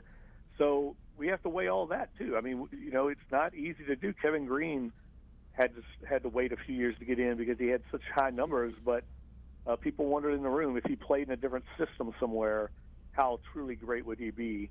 It's just a complicated process, but I do think the process works. And I think the players would tell you that are in the room. Lofton and Fouts came in a few years ago completely open-minded, and I think they now see just how much work everybody puts in to make sure we get the right selections. Jeff, one more. We'll let you run. Jeff Duncan's up in Minneapolis. Join us right here on Duncan Holder. Jeff, next year's class, and I know Ed Reed is up there. Tony Gonzalez is going to be a first time on the ballot. And how does this affect next year's class as far as that logjam at offensive line? I feel like at some point some of those guys have got to break through. Yeah, that's a good question, Larry. And I think the real issue you have is all the offensive linemen, like Alan Faneca, like Kevin Mawai, Joe Jacoby. The beauty is in the eye of the beholder, and they tend to cancel each other out. If one of them is not more dominant than the others, you end up in the room with people saying, well, we need to get rid of this logjam. We've got to get at least one or two offensive linemen in, but then they don't garner enough votes, so in turn, they end up no one gets in. That happened a few years ago when we had wide receivers, and I think that's one of the reasons why Brian Dawkins went in this year, because we have a lot of DBs, John Lynch, Ty Law, Everson Walls. We realized, we're going to have a logjam at corner and safety, and I think the appreciation for safety play also helped Brian Dawkins get in because that position has evolved in the last decade or so. But I don't think there's any doubt Ed Reed is going to be a first ballot Hall of Famer next year, and I think Tony Gonzalez will as well. And I think Alan Faneca is going to have a good shot next year. I think of all the offensive linemen, he's probably the most decorated. Your boy Pete Briscoe is just hammering me all weekend about Tony Baselli. And the problem with Baselli, he's got incredible period of time, but only played like 7 years, and one of those years only played 3 games, so he only has a 6-year body of work, and it's hard when you're in that room and guys have played 15, 16 years to measure up Baselli's greatness in a short period of time next to somebody that was great over, a dozen years. Doesn't Pete Briscoe live in Jacksonville? Yes. Oh, there you go. Covered him that whole time. But it's also the Terrell Davis argument. It took a long time for Terrell Davis because his career was, wasn't as lengthy as some other guys. All right, Jeff, appreciate the time, buddy. Safe travels getting back here, and you will be back on the show on Wednesday. So, all right, bud. Good deal. Take care. Thanks, guys. Yeah, looking forward to it. Keep them under control, Larry. Good luck. Thanks for letting me keep the seat warm, Dunc. I've had my issues trying to do that, Jeff. I've had my issues. Yeah. Exactly. So why are there random cats in here? Let's take a break right here on the show. When we get back, we'll hear from Alvin Kamara and Marshawn Lattimore. Hear their thoughts on winning Rookies of the Year. And then final segment, we'll go through and see which prop bets hit and which prop bets missed. Nibblegate, don't miss it. There we go. So come on back. Sports 1280, NOLA.com, the iHeartRadio app. Patrick Swayze's got a damn good set of hair. And we're Duncan Holder. Feel your breath in my face. Your body close to me. Can't look in your eyes. See this? The whole soundtrack there, Claude. It's unreal. I would never claim this. Just people are running from the show. Your forecast on Sports 1280. She's like the wind. There you go. My wife might be running toward Magic 101.9. Exactly. Yeah, literally, that's what this is. Yes. She passes wind. Dry skies.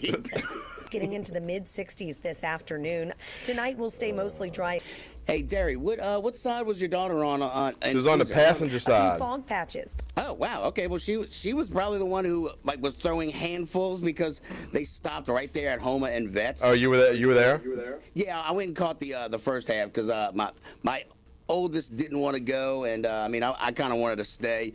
But, my 4-year-old hadn't been out the house all day, so I needed to wear his ass out. So I brought him to the parade. That would work for my 2-year-old. But, yeah, apparently my friend who was at the very beginning, right around where you were, said she was literally, scooping them up with 2 hands and dumping them off the sides of the floor. It was nuts. Actually, at one point, we had to tell them to stop. Because, you can start now. Yeah. There was, no lie, there was at least 40 doubloons covering the street because we were behind the barricades. And I'm not lying where I had at least 40 in my bag from that they had been caught. Well, she told me, she said, all y'all told me was to just not throw when we were stopped. We were moving when I was throwing them.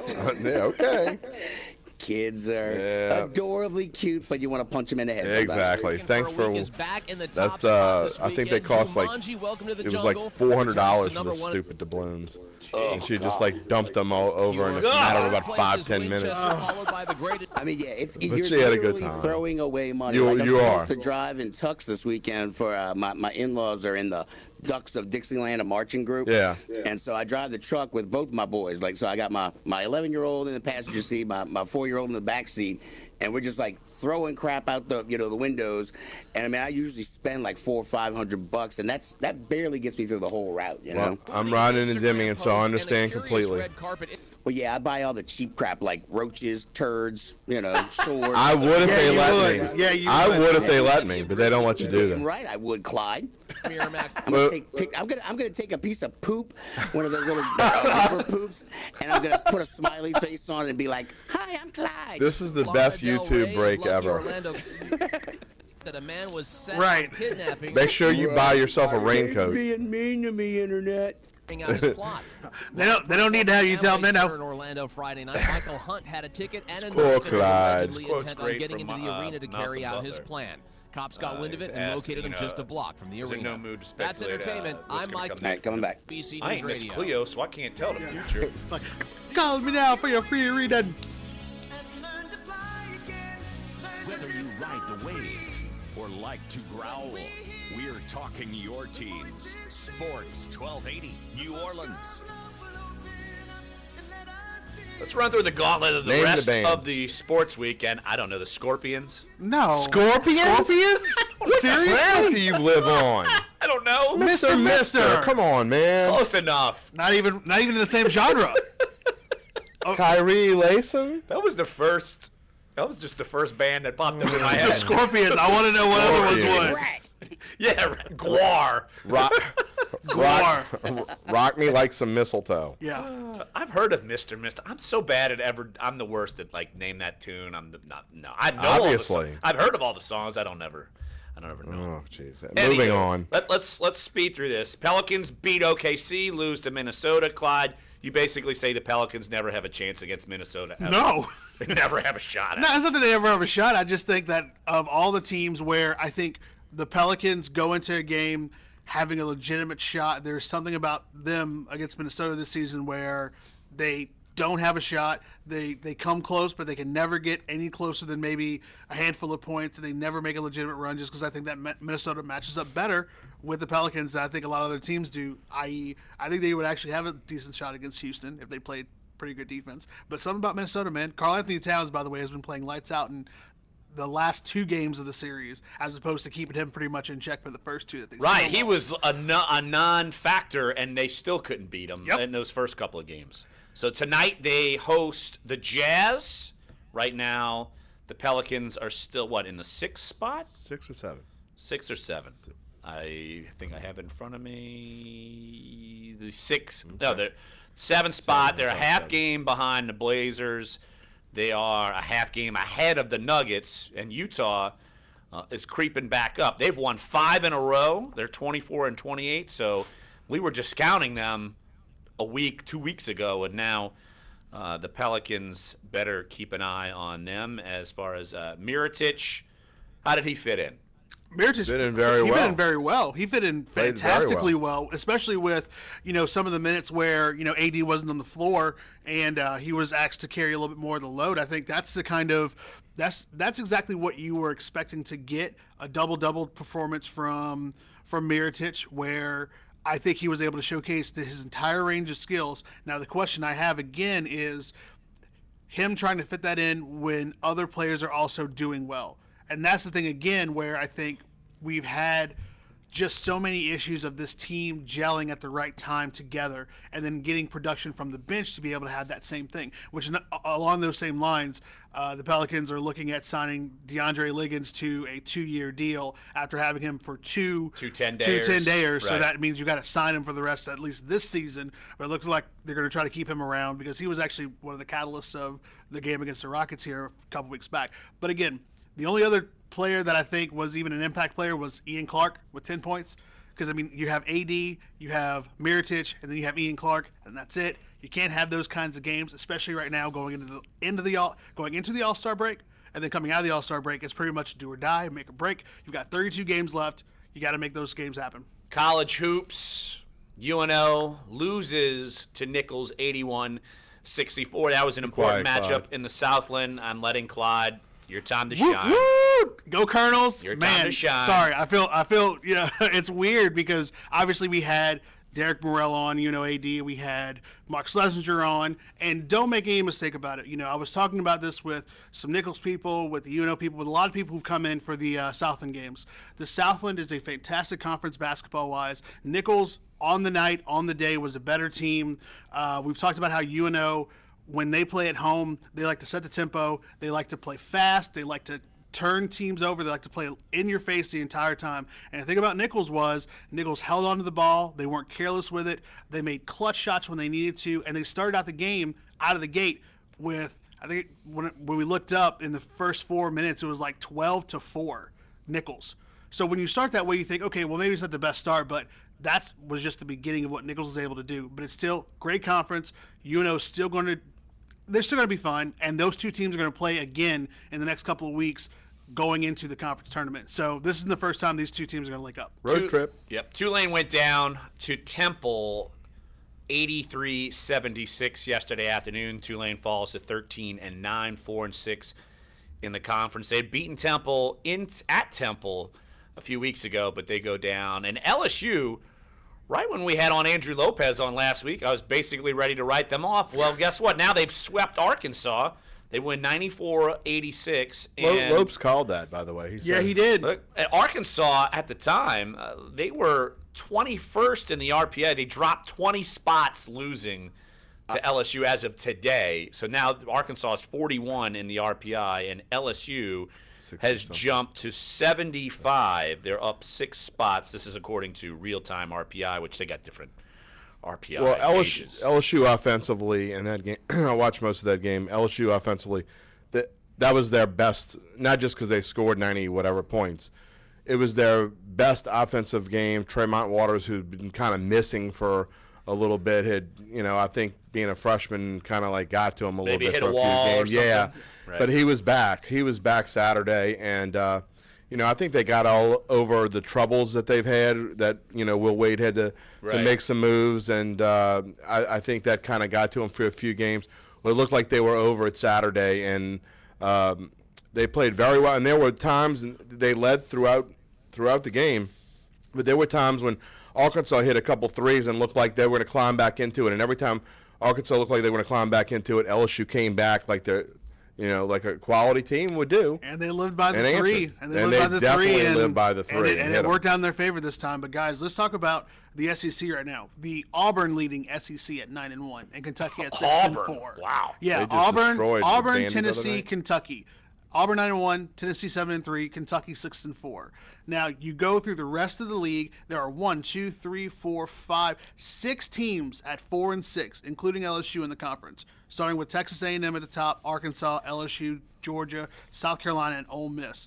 I saw yesterday where pretty much, I think it was Lopez or was somebody else, basically talking about now how we're going into the real crux of the season if you're a basketball team before conference tournaments start at the end of the month, starting in March. For the SEC, at this point, you're looking at the top 2 teams right now, Auburn and Tennessee, and then Kentucky going to the NCAA tournament. And then from there, you're kind of Missouri's in this. And then, Missouri, 5-5, 15-8. If you just go by their record, the way they're playing right now, if they stay hot, you're right, because you're talking about possibly double-digit wins in the league, and then close to, if not 20 wins over on the regular season. And that's really where the RPI is going to come in, where your strength of schedule, who you played in the non-conference is going to come in, and how a team like LSU is going to fit in, because they do have some very good quality marquee wins, but they also have in their non-conference schedule some really, really weak opponents that could potentially hurt them depending on what happens the rest of the year. Right now, their strength of schedule is 44th, so that's going to be a plus for LSU. Claude, would you be surprised? This seems like one of those years where someone surprising wins the SEC tournament and gets themselves in. This could be a year where a South Carolina or a Arkansas or I don't think LSU has. I mean, if they got really hot, maybe like an Alabama, but maybe an Alabama or something like that. LSU's next opponent, Florida. I still think what's strange is that we've talked about a Florida team and a Kentucky team that's filtered in and out of the Kentucky has rankings. A chance to win the tournament. And it's so weird because for the SEC, you think that you've got Kentucky and then everybody else just kind of fits in. Yeah. That's no longer the case now. You're looking at a Florida team that can make a run. Obviously, Auburn right now, they're looking at running away. Auburn's 21-2. Yeah. 21-2. And they're I would have fantastic. never dreamt that. So you're right. They're just destroying teams right now. And you're absolutely right. This could be the year where somebody not named Kentucky is going to go into the SEC tournament, win that SEC tournament, Whoever gets get hot. that auto bid, and then you're talking about how does the committee then rank all the rest of the teams that were also in the tournament that had come in. You talk about 20 wins, double-digit wins in conference, and how do you place them now among the brackets? All right, let's take one final break on the show. What does Dave has for us next? I keep promising, and we will play. Alvin Kamara, his reaction to winning the Rookie of the Year. Marshawn Lattimore, his reaction to winning the Rookie of the Year. And we will fly through some of the prop bets that have hit or the prop bets that have missed. So come on back. One more segment here on a Monday. Sports 1280, NOLA.com, and the iHeartRadio app. Duncan Holder.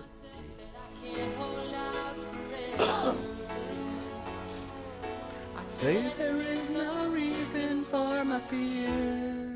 Corey Johnson. And I feel so secure when we're together.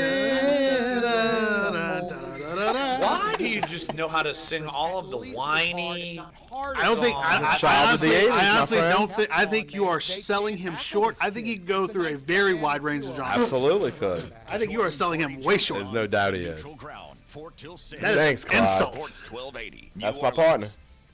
Statistics Y'all show can- that y'all 80% of can- Americans Got your will back. give up Y'all on their can New do our, Year's show resolutions by together. February. But It'd there's be a one good thing show. Yeah, but I think it'd be a never decent give show. up. AM, FM radio. Lots In of fact, screaming TV for like 5 reaches minutes, and then we bring it 86% back, of and then the rest of Radio the rest of the 2 commercials hours bring we it talk. back. There are people that love us 93% and of people that would Americans hate in every us. single Bring it radio back in station. 5 minutes. So if you want to reach more moms, True. There'd be no in between. They'd either love us or hate us, and guess what? The ones that hated us would listen because they They hated list us. because they hate us. make a Absolutely. resolution, go to Good job. Y'all already have a plan. iHeartMedia.com and put radio to work for your company in 2018. I relish the day where like you take off, you take off, Jeff takes off, and it's like, all right, well, Best of. the Jim and Clyde show. The Bash Brothers. Zero. Best of. And yet, We're gonna walk in with 2x4s. It could be even worse. What are y'all going to be, Hacksaw Jim That's why Duggan? Duralast batteries are tested to perform in harsh why not? conditions. So even if it's Meanwhile, 40 I'm below losing my zero, your car can nail start here. up like it's 72 and sunny.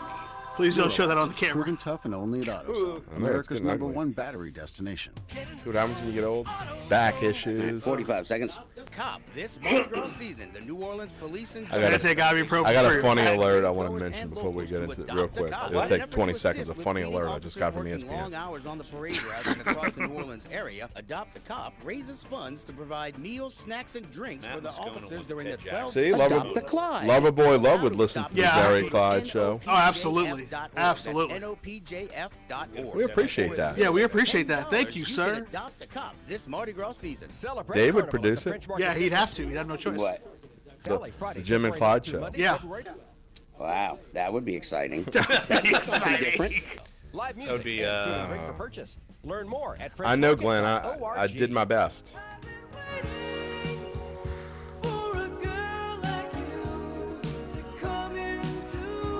Duncan Holder now.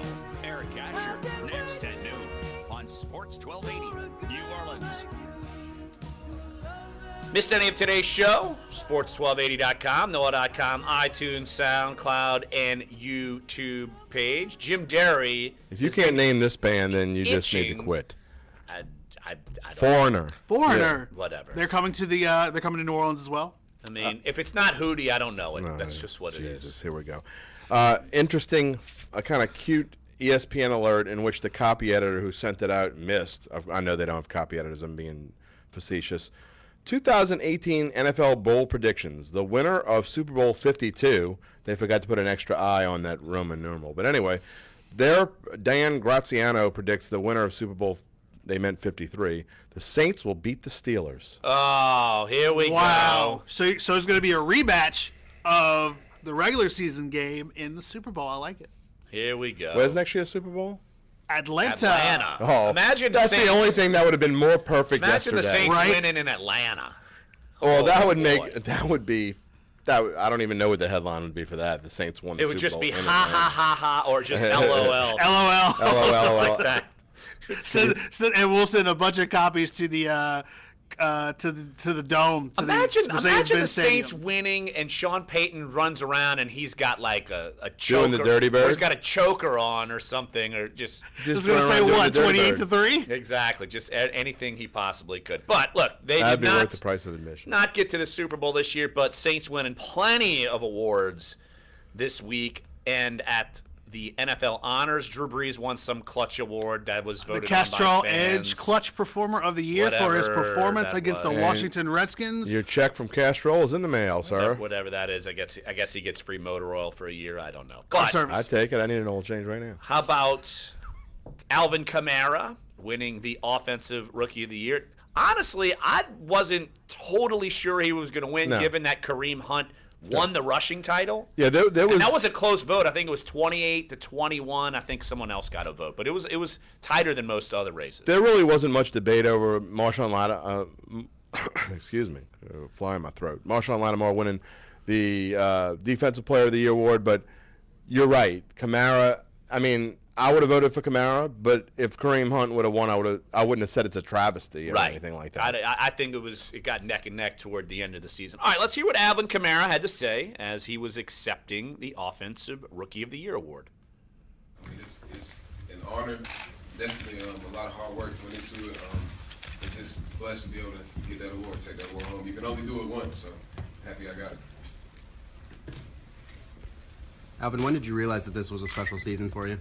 Man, you know, when Mark, called me after Adrian got traded and told me that, it was time to go to work, and, we just started stringing game after game together and getting better and better. I just knew, it was going to be special. And, you kind of get caught up in the season. You don't really get time to, I guess, pat yourself on the back. But when the season is over, you realize what you've done. And I kind of had the time to look back and be like, man, I made some history this season. So basically, Alvin Kamara and Mark Ingram knew, what the hell is Adrian Peterson even doing here? Get this guy out of here so we will be good. So that's my paraphrasing. You think he went home? Yeah, that's what it was. Think he went home and ate some Chef Boyardee after to celebrate?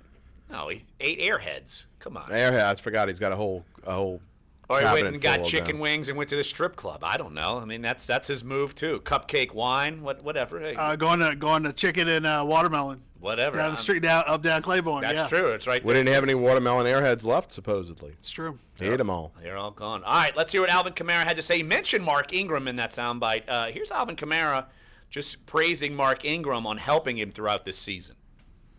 I wish he was here, because he's a big reason why I'm here, standing right here, and y'all are interviewing me as the Offensive Rookie of the Year. Great teammate, great friend, brother to me, great mentor. I came in and he showed nothing but love to me and helped me, with anything I needed, whether it was on or off the field. But, I mean, on the field, our friendship off the field helped us, tremendously on Sundays. We created a bond that I don't think will ever break.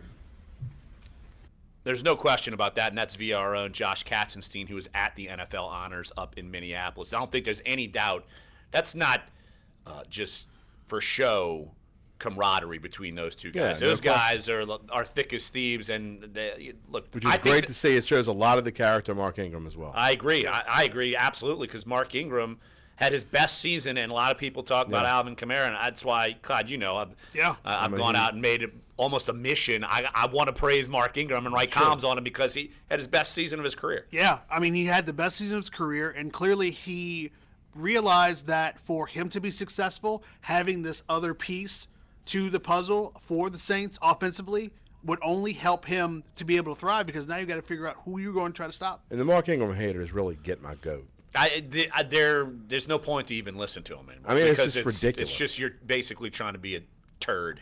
So I mean, forget it. I don't even bother with it. By the way, Anthony Smith says on YouTube, Larry will never let the SP choke thing go, ever. No, I won't.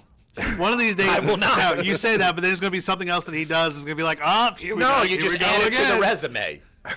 The Ric Flair chops, the skull clap, the choke. I have one quick question before we 3 minutes before we end this, especially for y'all.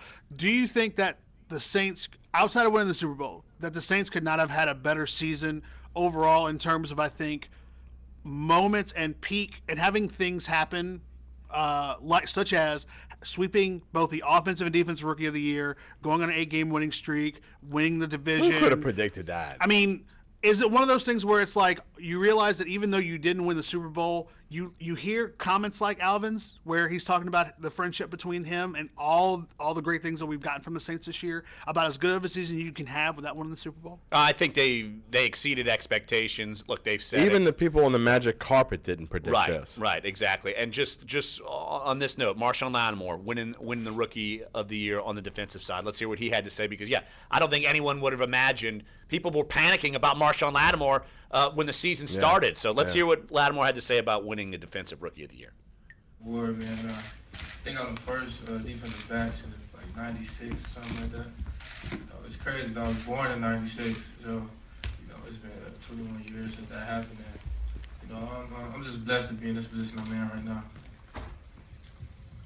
Any questions? Yeah, Marshawn, I asked Alvin earlier, but when did you realize this was going to be a special season for you? When did I realize?